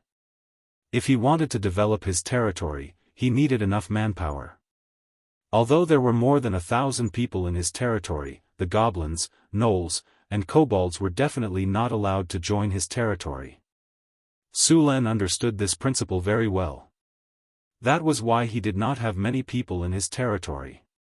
Races like the barbarians and dwarves weren't that different from humans. At the very least, they didn't have the custom of cannibalism. Gnolls, kobolds, and goblins didn't have any taboos. They wouldn't even let the corpses of their allies and clansmen go, let alone humans. The gnolls did not only use the goblins as cannon fodder. In fact, they also used them as food. When there was not enough food, the gnolls and kobolds would be eaten directly. Therefore, these monsters could only be treated as slaves. They could not be allowed to join the territory as free people. North of the Red Sand River, Sulen led a group of barbarian warriors to clear out the goblins and kobolds. Because the surrounding tribes had all been wiped out by Sulen, there were still groups of 3 to 5 wandering goblins and kobolds in the wilderness. These weed-like monsters would probably form a new tribe in a few months. In order to maintain the rule of this land, Sulen would come every once in a while to clean up some and capture some as slaves. The construction of the territory was very heavy. Even in the 21st century of his previous life, there were many safety guarantees, but there were still all kinds of accidents. In this world where the productivity was not even comparable to the Middle Ages, it was normal for a few slaves to die. Therefore, in order to ensure the progress of the project, it was necessary to capture some slaves every once in a while. Boss, we've discovered a small goblin tribe in the forest ahead. There are about 200 to 300 goblins, including some earth goblins. A barbarian who had returned from scouting reported. Sulen nodded and opened the strategic map in the system. At this time, the strategic map had already marked the location of the group of goblins. He had already discovered that as long as he or his army passed by, the originally black area on the map would disappear and the situation of the land would be revealed. Just like now, in the forest 5 kilometers northeast of them, it was marked that a group of goblins lived here. The strategic map was not only useful within the territory. After confirming the location of the goblin tribe, Sulen prepared to bring the barbarians to kill all the goblins. The dozen barbarians split into 2 teams and went around the camp from both sides. Sulen led 2 barbarians to attack from the front. The goblins had low combat strength and weak willpower. The death of their companions would have a great impact on them. In fact, even a single barbarian warrior could defeat them. After 10 minutes, Sulen had arrived outside the goblin tribe. There was no need for a sneak attack to deal with these goblins. A wave of attacks would be enough to end the battle. The next step would be to capture the slaves. There were no guards outside the goblin tribe. The entire goblin camp looked run down. There were many small houses piled up with mud. These houses were actually called crypts. Most of them were underground and had no windows. There was only one entrance, and the surroundings were supported by wood. Although they looked run down, these houses were good at keeping warm. Many poor people in the north absorbed the advantages of these crypts and built half of their houses underground. Su Len looked at the strategic map. The other two teams of barbarians had already arrived at their predetermined positions. He waved his hand and led two barbarians to the camp. The three of them were quickly discovered by the goblins. One of the goblins picked up his weapon and yelled at the other goblins to pick up their weapons and get into formation. However, before he could complete the formation, a hand axe spun and smashed into his head. Kill!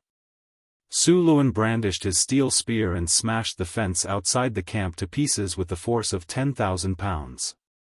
The goblins who had just come to their senses crawled out of the crypt in a panic.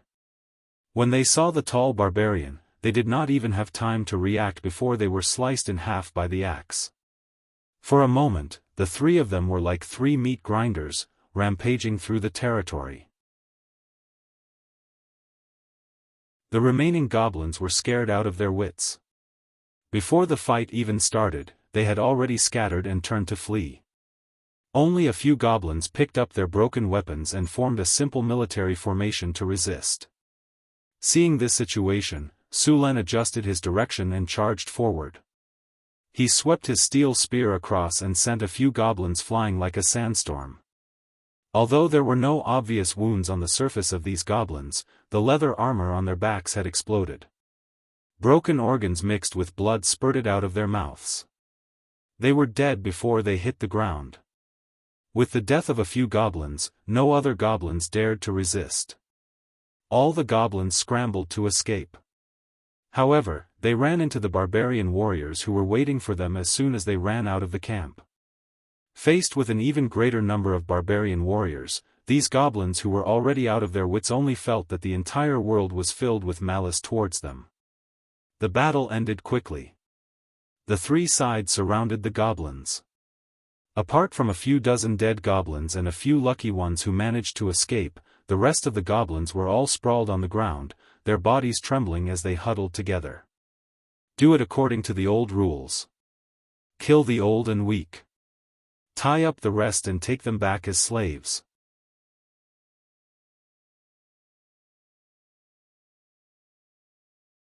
Chapter 28. These barbarians were already familiar with this. They arranged for people to collect the spoils of war while tying the goblins up. As expected, this goblin tribe did not have much wealth. There were only a few metal weapons. Other than the goblin slaves, there was basically no additional income. After a simple rest, the team was split into two. One group of barbarians escorted the 200 goblin slaves back to the camp, while Su Len led a few other barbarians to continue patrolling the area. The army passed through the forest and advanced toward the northeast. A rolling mountain appeared in the distant horizon. The huge mountain range was like a giant beast that stretched across the land. That was the Kandaro Mountains. The Whitewater River that flowed through the territory originated from this mountain range. The wilderness in autumn was a little dilapidated. The plants had begun to turn yellow. The animals that needed to hibernate had begun to store fat for themselves to survive the winter. This was also the season when animals were at their fattest. Su Len found a place with a wide view and ordered the army to rest and prepare for dinner. A barbarian warrior hunted an antelope nearby. These barbarian warriors used to be hunters in the wilderness. Hunting an antelope was a piece of cake. Soon, after a simple preparation, a warrior began to roast the antelope. Boss, about 5 kilometers to the east, we found a herd of wild cows. Just as Su Len was about to cut the meat, a barbarian who was sent out to investigate ran back and reported. Herd of wild cows? How many are there? Hearing that there was a herd of wild cows, Su Lan did not care about roasting the meat. He threw the meat to a barbarian warrior beside him and reached out to grab the barbarian who had reported the situation. Very big, a very big herd. The barbarian was not very sensitive to numbers. He drew a big circle in front of him with his hands. Are there as many of them as the goblin tribe we just wiped out? Su Lan asked as he took the meat from the soldier behind him and passed it to the warrior. After taking the meat, the warrior took a few big bites and said, not as many as the goblins, about half of them. They should be preparing to migrate. Less than half. Su Lan's eyes lit up, but he kept calculating in his heart. A small half meant about 100 bison. 100 bison was not a small number. No matter if he caught them to eat meat or use them for farming, these bison could not be let go. Right now, the territory was planning to cultivate 5,000 mu of land. Although they had put in a lot of effort, the progress was still slow. If they had oxen, the 5,000 mu of land could be cultivated in a few days. Moreover, in the coming year, they could cultivate more land. Everyone, hurry up and eat. We'll gather in 10 minutes. Thinking of this, Su Lan immediately said. He was ready to catch all the bison immediately. After all, these bison had legs. If he was late, who knew where they would run to? Soon, all the barbarian warriors had finished their preparations, and Su Lan rushed towards the direction of the herd under the lead of the soldier. There were both cattle plowing and horse plowing in this world. Horse plowing was faster while cattle plowing was slower. Both had their advantages and disadvantages. The group quickly moved towards the northeast line of defense.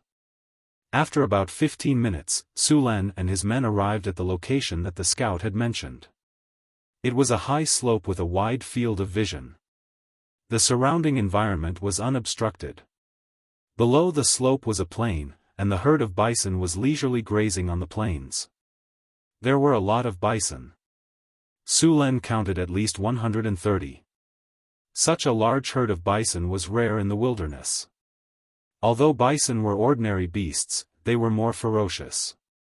These animals could weigh up to a ton and were at least 3 meters long. They also had a pair of curved and sharp horns on their heads. At first glance, one could tell that they were very lethal. These bison were also herd animals, which made them even more dangerous. More than 100 bison that weighed more than a ton charged together like thunder. The consequences of their charge were no less than the charge of the Empire's heavy cavalry. There are so many bison. We can't let any of them go. Su Lan said excitedly. With these bison, the reclamation of the territory could be sped up. The barbarians were very experienced in taming bison. After all, when they lived in the wilderness, their tribes had reared many bison. Now that they were here to catch bison, this was their old profession. Because he was worried that the herd would scatter, Su Lan prepared to catch the leader of the herd. He spread out his men and let the barbarians form a circle around the herd. Then, Su Lan personally went to catch the leader of the herd. In fact, it wasn't difficult to distinguish the leader of the herd. The strongest one was the leader. Su Lan stood on the high hill and scanned the area, trying to find the leader. After a few rounds of observation, Su Lan finally confirmed the leader of the herd. As he approached the herd, the bison that were grazing were very alert to Su Lan's arrival. A few of them were even ready to charge at Su Lan and knock him away at any time. They mooed a few times at Su Lan, then pointed their horns at Su Lan and kicked their front hooves back and forth a few times. Su Lan didn't care about these bison's provocation. He walked toward the herd without any hesitation.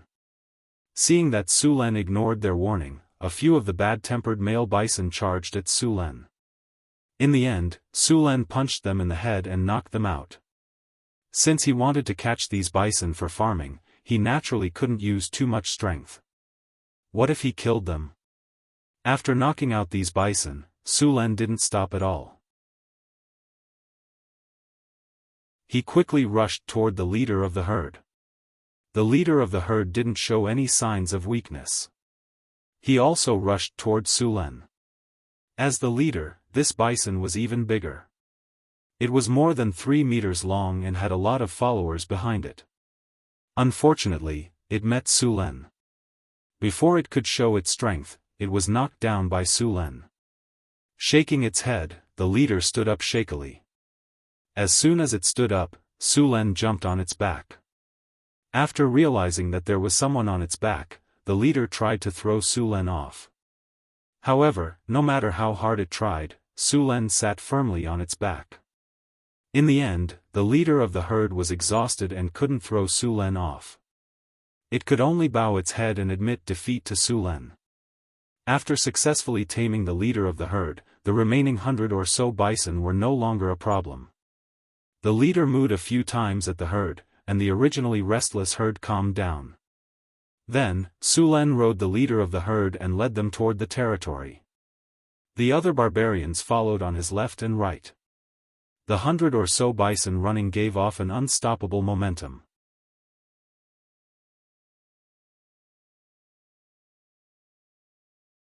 Chapter 29. After capturing more than 100 bulls, Sulen did not continue to venture deeper into the wilderness. He planned to bring them back to camp first. Even if only half of these bulls could be turned into cattle, it would still be a huge improvement for Sulen's agriculture. As for the advantages of cattle plowing compared to horses, Sulen was so poor that he couldn't even afford horses, let alone horse plowing.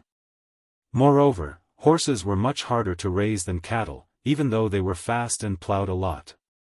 Whether it was military horses or ordinary horses, the requirements for raising them were very high. Horses were very delicate animals and were easily damaged. A good military horse in Cult would cost at least 30 kinnar. The better ones would cost 40 or even 50 kinnar. Moreover, these military horses needed to be fed with fine feed and extra meals at night. It could be said that the feed for these horses was better than what most people ate. A military horse like this would consume at least 10 kinnars worth of food every year. Although ordinary horses did not need to be fed so well, they would still need at least 3 kinnars worth of food every year. It should be noted that many commoners only earned about 5 kinnars worth of food a year. In comparison, the cost of raising cattle was much lower. Moreover, when a horse died, it would only be left with a piece of horse skin. When the cow was old, its meat could be sold for money. Not to mention, the horns could be used to make bows. Naturally, cattle plowing was more cost-effective. The bulls Sulen brought back were very irritable and difficult to tame. It was not easy for ordinary people to tame them. Most of the time, they would even hurt themselves. However, this was not a problem for the barbarians. The barbarian tribes in the northern wilderness would usually catch wild bulls to raise. Taming wild bulls was a basic skill for them. Moreover, Sulen had an ultimate method of taming wild bulls, piercing their nostrils. The nose of a bull was very sensitive. After piercing their nostrils, even the most irritable of wild bulls would become obedient babies. As for the fact that adult bulls were too strong to pierce their nostrils, 2 barbarian warriors would be able to easily pin them to the ground. When they returned to the camp, Sulen counted the bison. There were 97 adult bison, 42 of them were bulls, and the rest were cows. There were 21 one-year-old calves. Sulen intended to let the barbarian women and children feed and cultivate these buffaloes. In the present camp, these women and children were the most suitable. As time passed, Sulen had been in the wilderness for a month. After the hard work of more than 1,000 goblins, kobolds, and gnolls, the camp changed every day. The pier of the Red Sand River had expanded a lot. From the beginning, there were only 3 fishing boats. Now, there were 7 fishing boats. The berths at the port had also expanded by 5 times. It could accommodate more ships loading and unloading goods at the same time. Downstream of the river, a row of 4 water wheels stood by the river. These water wheels were the hydraulic machinery of the blacksmith shop. 2 of them were hydraulic forgers, one was a hydraulic blower, and the other was a crusher used to crush ores or scrap iron. However, there were no iron mines in the territory, so this machine was not in operation. The walls of the camp were all made of stone. The 5-meter-high and 1-meter-thick walls surrounded the entire camp. Although these walls were far inferior to those in Karenta City, or even Blackstone City, they were enough to defend against the goblins, kobolds, and gnolls. With these walls, the safety factor of the territory was increased by 50%. In addition to the walls, many roads in the territory were opened. From the establishment of the camp to the sawmill, the port, and the farmlands, many of these roads were paved with stones. Large amounts of polished cobblestones were scattered on the riverbank. Sulan had the goblins and kobolds transport them up in bamboo baskets to pave the roads. To build these roads, they first flattened the soil, then sprinkled water on it. After the cobblestones were pressed in, they were rolled back and forth with stone rollers. In the end, the roads were smooth and firm. Even on rainy days, they would not become muddy, and on sunny days, they would not become dusty. In terms of roads alone, Sulan was already better than many of the major human cities of this era. On both sides of the roads were drainage canals that were about 1 meter wide and half a meter deep. According to Sulan's plan, the entire camp must have a complete drainage system that could discharge all the sewage in the city. He could not tolerate his territory being shrouded in the smell of fermented feces and urine like the other cities of this era. Outside the walls, not far from the river, more than 500 goblins and kobolds were using tools to cultivate the farmlands under the supervision of a few human mercenaries. A team of supervisors was urging them to work hard. If any slave dared to slack off, a whip would quickly come down and tear his flesh apart. These supervisors were not humans. They were also goblins and kobolds. After a period of enslavement, some of the smarter goblins and kobolds took the initiative to pledge allegiance to the humans.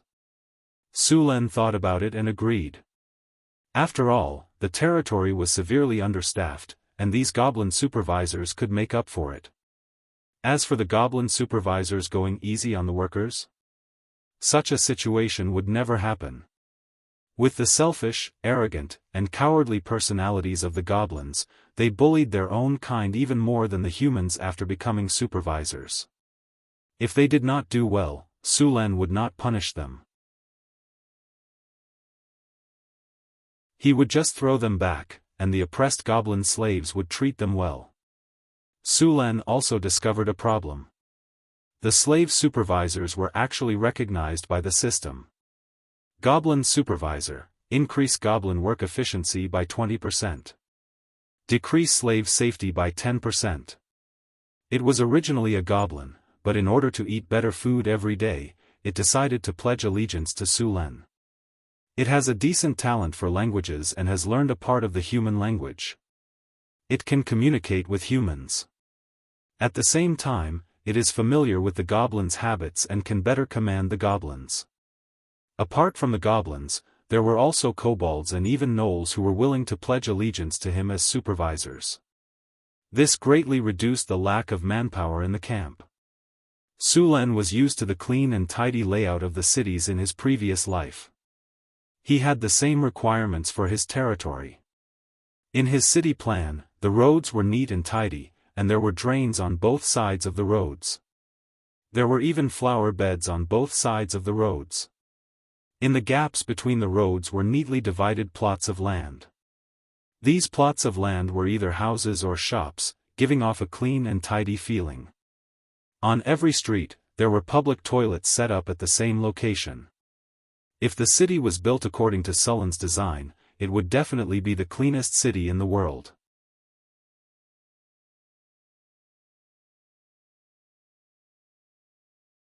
Chapter 30. Suluan's lord's castle was under construction. According to the design, his lord's castle was very spectacular and majestic. But considering the current situation, he could only build part of it first and leave the rest for the time being. He would continue the construction when he had enough time and money.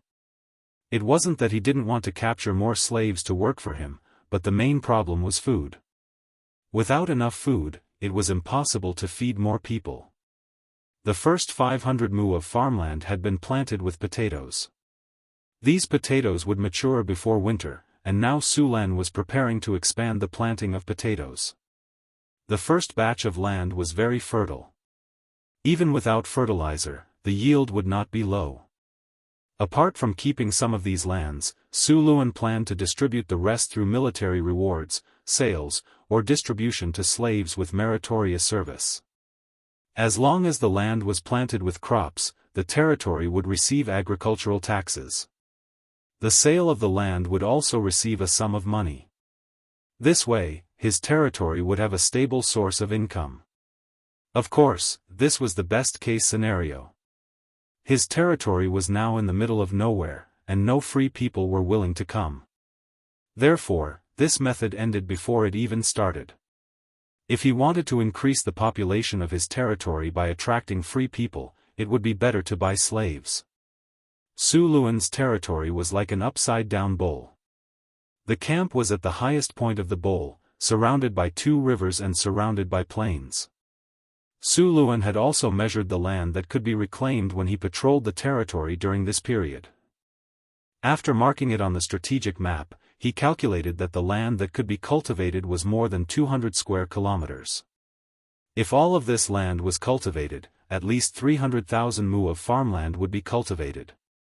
With so much farmland, it would be more than enough to feed 30,000 to 50,000 people. Of course, even if the territory was developed, it still needed to clear out the monsters in the wilderness. 2 days later, Johnson returned with dozens of barbarian women and children. With these women and children joining the territory, the manpower in the territory was finally not so tight. These women and children were very curious about the territory, but they quickly threw themselves into the construction. According to Sulan's reward standards, these barbarian soldiers could obtain land and get rid of their status as slaves to become citizens of the territory. After knowing that they could rid themselves of their status as slaves and become free citizens, these barbarians burst with passion and threw themselves into building up their territories.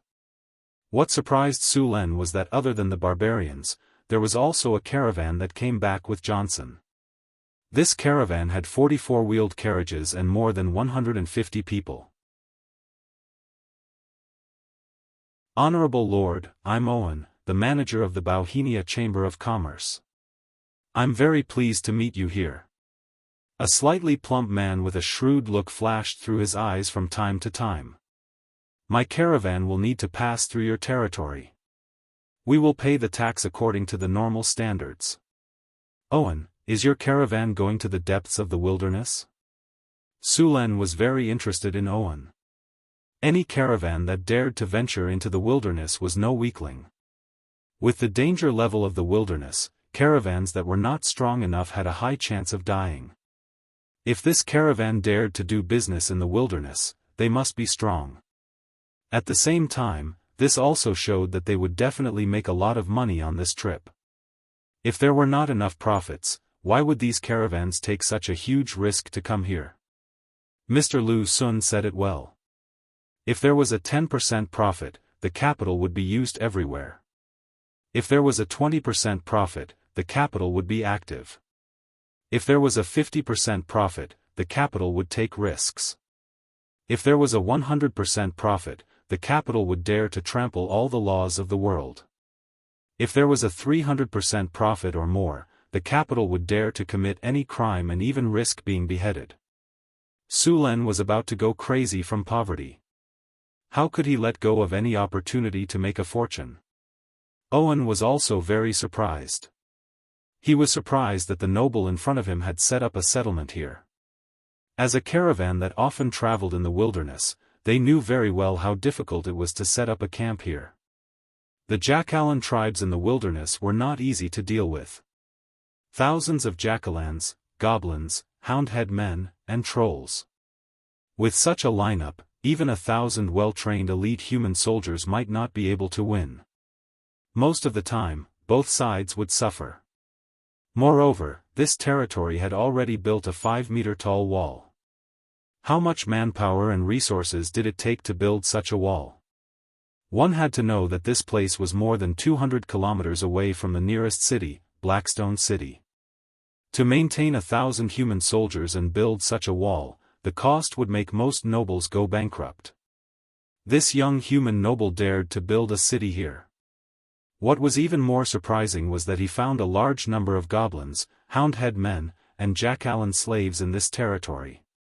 This meant that they had a firm foothold here. Yes, Lord. Our caravan is preparing to enter the depths of the wilderness to trade with some other races. Jackalans? No, jackalans prefer to rob directly. We are trading with the Ellen tribe in the north. They are a group of centaurs. Centaurs? Sulen said in surprise. Yes. Sulen wanted to continue asking, but Owen had no intention of talking about the details of the trade. But even if Owen did not say it, Sulen had a rough idea of what they were trading. It was nothing more than bows and arrows, horses, and some wilderness specialties such as furs and magic materials. Centaurs were good at raising horses, and their tribe was also famous for their longbows. The caravan traded food and other daily necessities. A round trip would yield at least 10 times the profit. Okay, I agree to let your caravan rest here, but according to the rules, you have to pay 10% tax. Sulen quickly agreed. Of course, you can pay with kinnar or food. Thank you for your kindness, Lord. We will prepare the tax soon. Hearing Sulen's words, Owen nodded. 10% tax was normal. In fact, Owen had considered not paying the taxes, but after seeing the size of the territory, he dismissed the idea. There was no need to be surprised. Few merchants in the wilderness were good people. They would often act as bandits and even plunder some territories. Although Sulen's territory looked simple, the power it represented was not something ordinary people could achieve. Without a strong military force, they could not defeat the monster army. Not to mention capturing so many wilderness natives as slaves.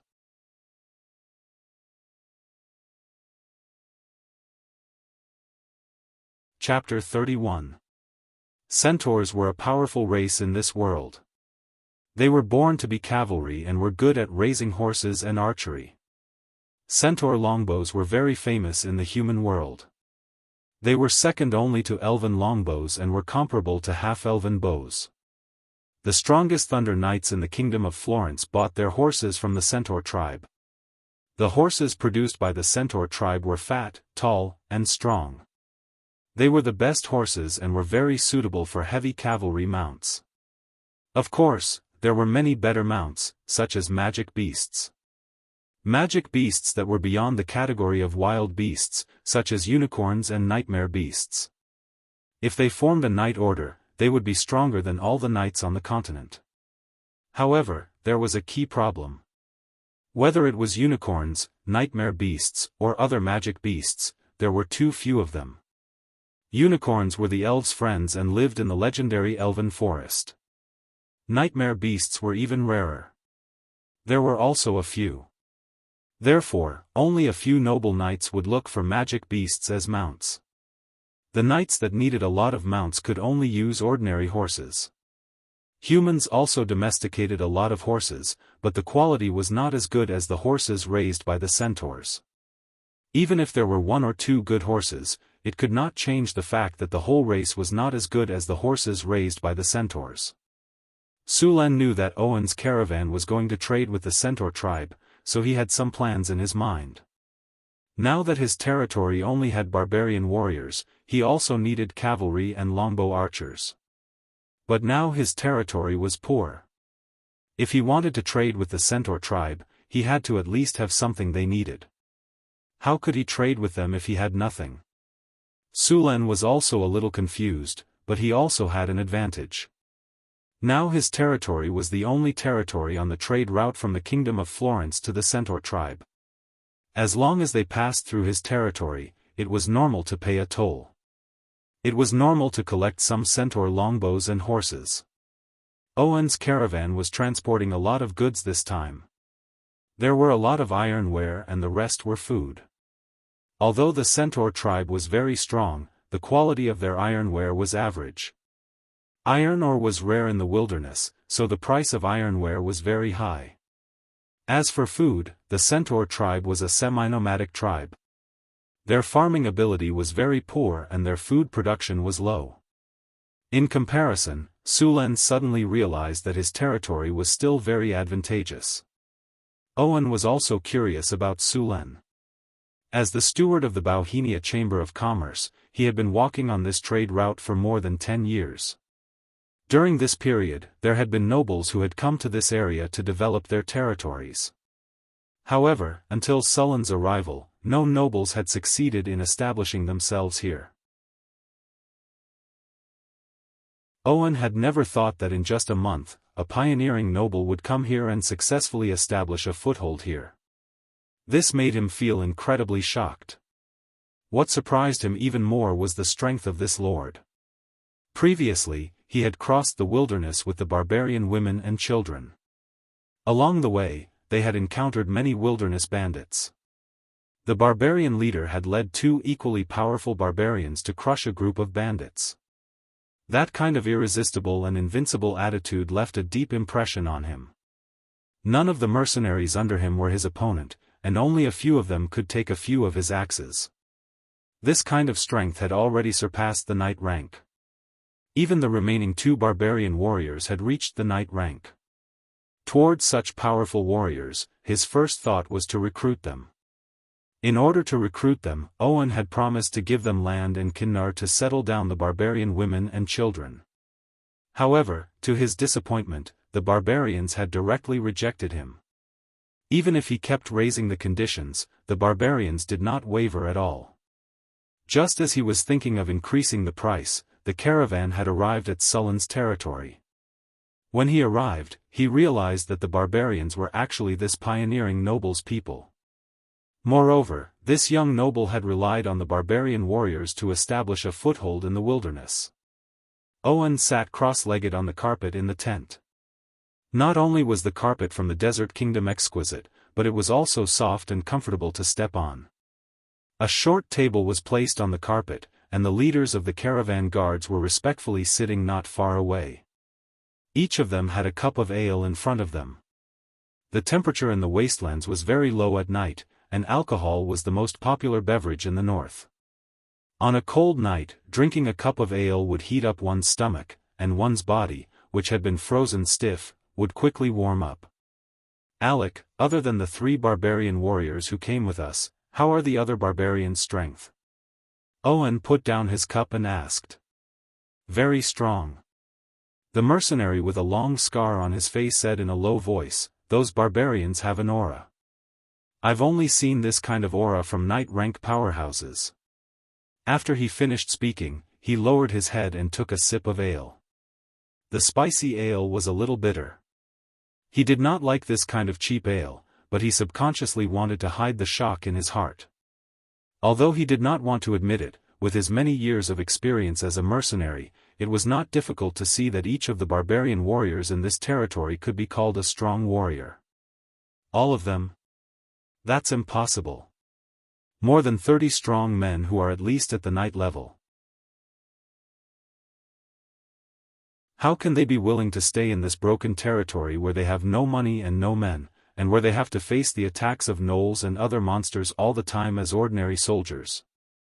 Owen could not accept this situation at all. More than 30 knights were already comparable to some weak counts in the kingdom of Florence. Although these barbarians were not knights, their fighting strength was not inferior to knights. If they were willing to be loyal to the nobles, even if they could not become knights, their treatment would definitely be better than here. In this world, strength and status were directly proportional. Those high-grade warriors were all supported, but the warriors in this territory were like ordinary soldiers. This was completely unreasonable. Owen's mind was filled with thoughts, and the bamboo cup in his hand unconsciously turned in his hand. Could it be a different situation? Just when everyone else was silent, a thin mercenary with a cold expression said while playing with a dagger in his hand. These barbarians have no idea what kind of treatment they can get in the kingdom with their strength. After the others looked at him, the mercenary slowly said, "Clap." Owen clapped his hands and excitedly stood up as he said, "That's right, how could those barbarians and country bumpkins know the value of 100 gold coins? That's the only explanation why they're here."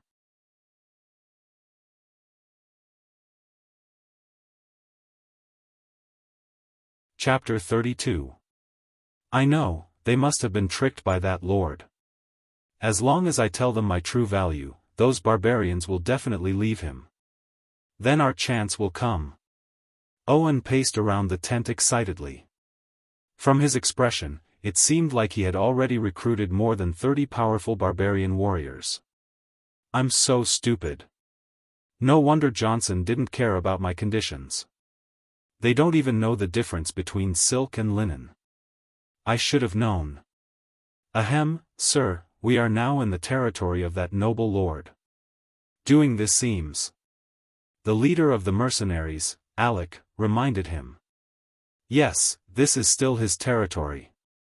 Owen finally came to his senses and stopped. However, he couldn't hide the excitement on his face. His eyes flickered continuously, and no one knew what he was plotting in his heart. The next morning, Owen handed a carriage full of goods to Wang Yi as tax. Sulen accepted it without hesitation. He was so poor that he didn't need to be so courteous. After paying the tax, Owen requested that their caravan rest in the city for 2 days before leaving. Sulen agreed to his request. Sulen ordered the slaves to move the goods from the carriage to the warehouse. When they were in the warehouse, Sulen checked that the carriages were filled with food. This was good news for Sulen.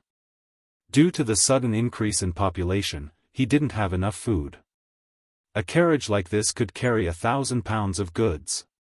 1,000 pounds of food might not be much in Cult City, but here, the value of 1,000 pounds of food was at least 10 times higher. There weren't many types of trade in the wasteland. Tea, cloth, salt, and so on. The most popular trade was ironware. Grain wasn't the most profitable. Owen brought so much food because the Centaur tribe requested that there must be a certain percentage of grain and ironware in the trade. Originally, the Centaur tribe didn't lack food. However, they had been at war with an orc tribe for the past few years. Naturally, they didn't have enough food. If it weren't for the caravans transporting large amounts of food, the Centaur tribe wouldn't have been able to survive. Now that they were able to hold on, it was their opponents' turn to suffer. The long war had caused them to lack food. They had been evenly matched at the beginning, but now they were barely holding on. On the second day after the barbarian women and children arrived, Sulen began to distribute houses and land to the barbarians. There were already 50 to 60 houses in the camp. Although the houses made of mud and reeds didn't look good, it was still comfortable to live in. It was much better than the houses the barbarians used to live in. Each of the 35 barbarian warriors was given a house. Apart from them, the women and children of Sulen were also given a house. Although they didn't have any battle achievements or points, they could still owe them. In addition to the houses, each family was given 20 mu of farmland and 30 mu of wasteland to cultivate. As for the wild bulls, they also needed to be exchanged for battle merits or points. Of course, if he didn't have enough battle merits or points, he could still owe them. Soon, more than 30 of the 100 or so bison were distributed.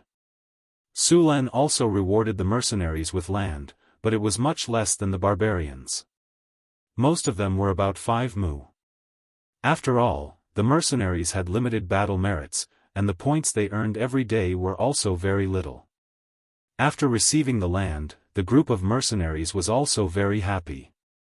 Although the days of the mercenaries seemed to be very carefree, and some bards said that the mercenaries' adventurous life was magnificent, but in reality, most of the mercenaries didn't have a good life. Many of the mercenaries didn't have land, money, or proper jobs. In the end, they could only be mercenaries.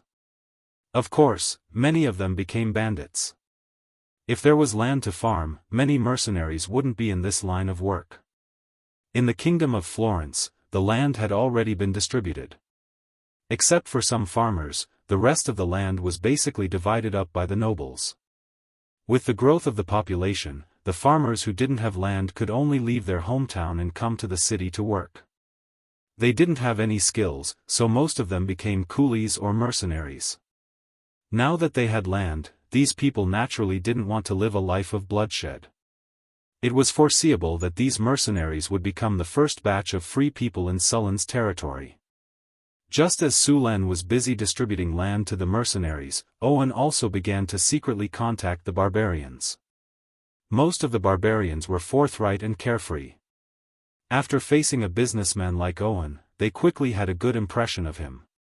After gaining the initial trust, Owen began to tell these barbarians what kind of treatment powerful warriors like them should receive. He also promised that as long as they were willing to follow him back to the Kingdom of Florence, all of these could be realized. However, to his disappointment, the barbarian mercenaries were not interested in the knighthood or the treatment of nobles that Owen had mentioned. Hence, they directly rejected his recruitment. Owen couldn't accept this at all. Of course, he didn't give up. Instead, he went to contact other barbarians. The result was exactly the same as before. All the barbarians rejected Owen's recruitment. This was unexpected. Damn it, what's going on?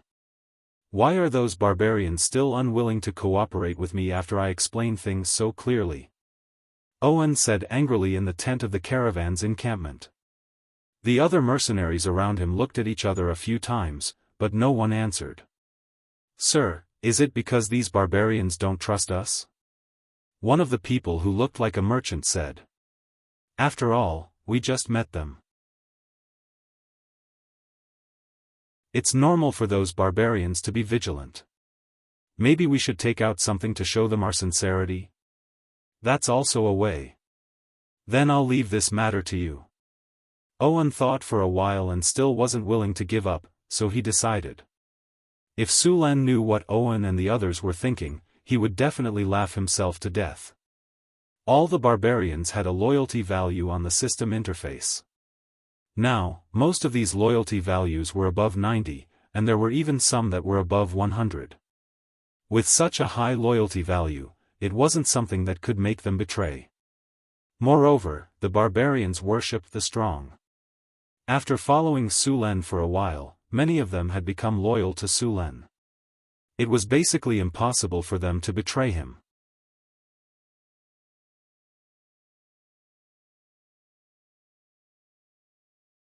Chapter 33. You're saying that Owen is in contact with your subordinates? He wants you to work for him? Sulen was holding an iron skewer and roasting a sturgeon over the bonfire. The delicious sturgeon was smeared with Sullen special seasoning and emitted an enticing aroma as it roasted over the fire. Johnson swallowed his saliva and forced himself to look away from the fragrant sturgeon that was roasted to a crisp on the outside.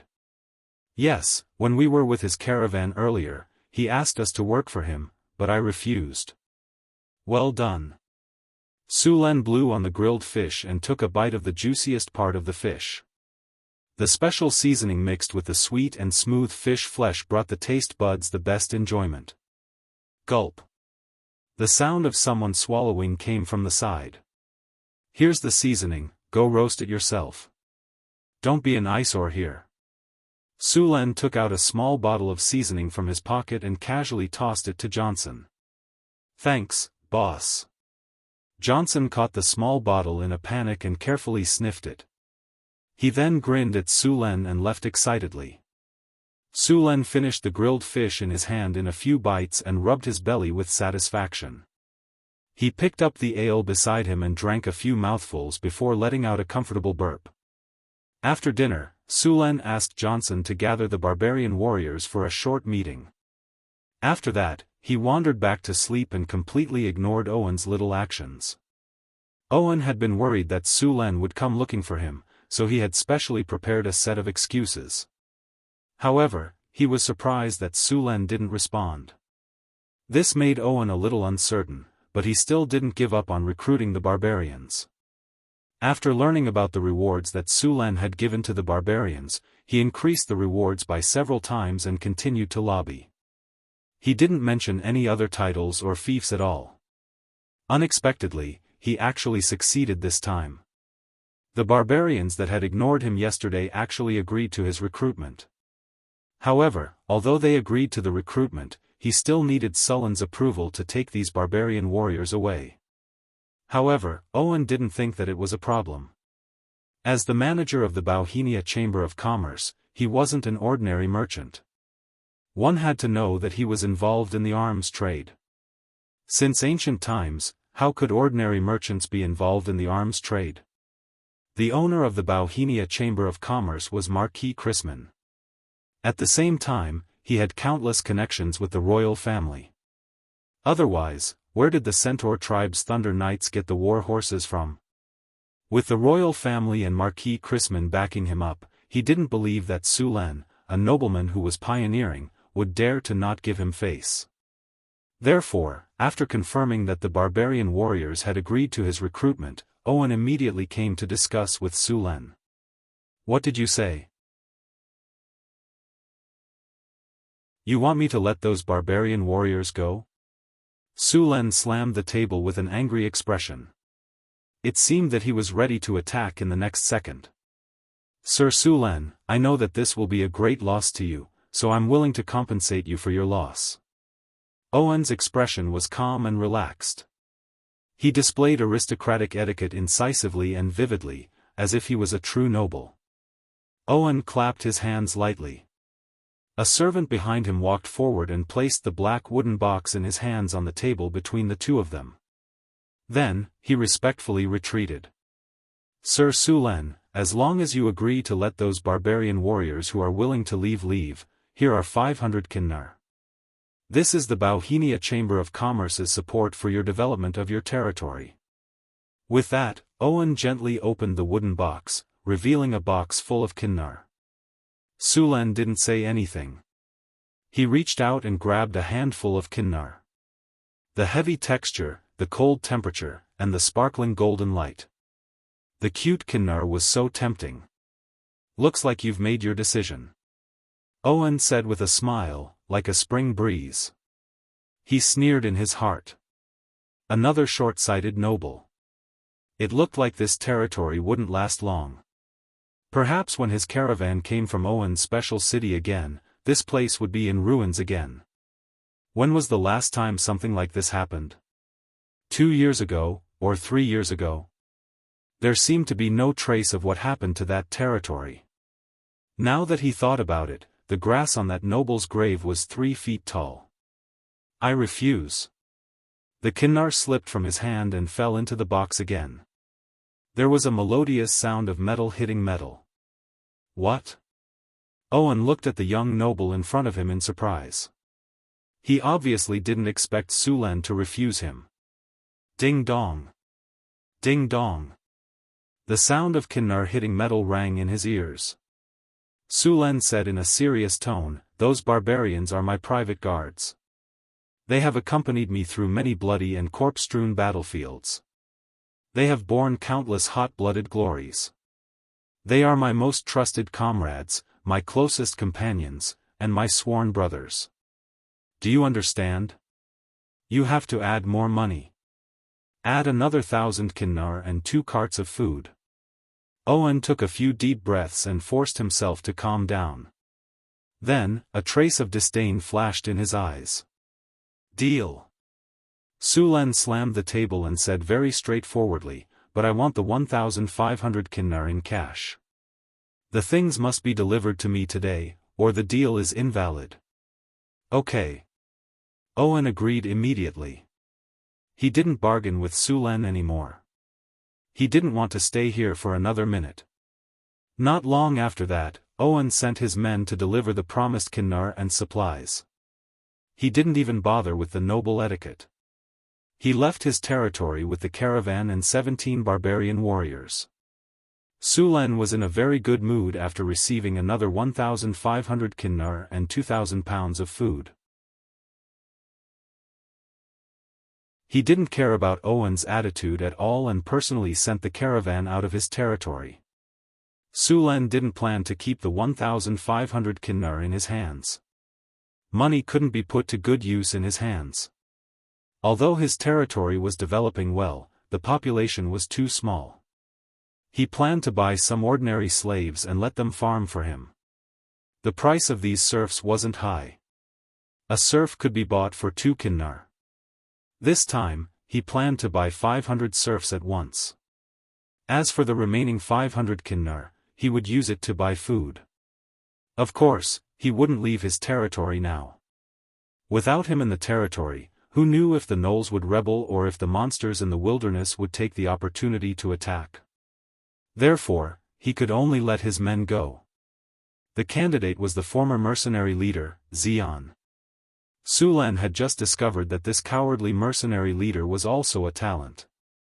After officially joining his territory, Su Len found that Xian's attribute panel had a trade skill.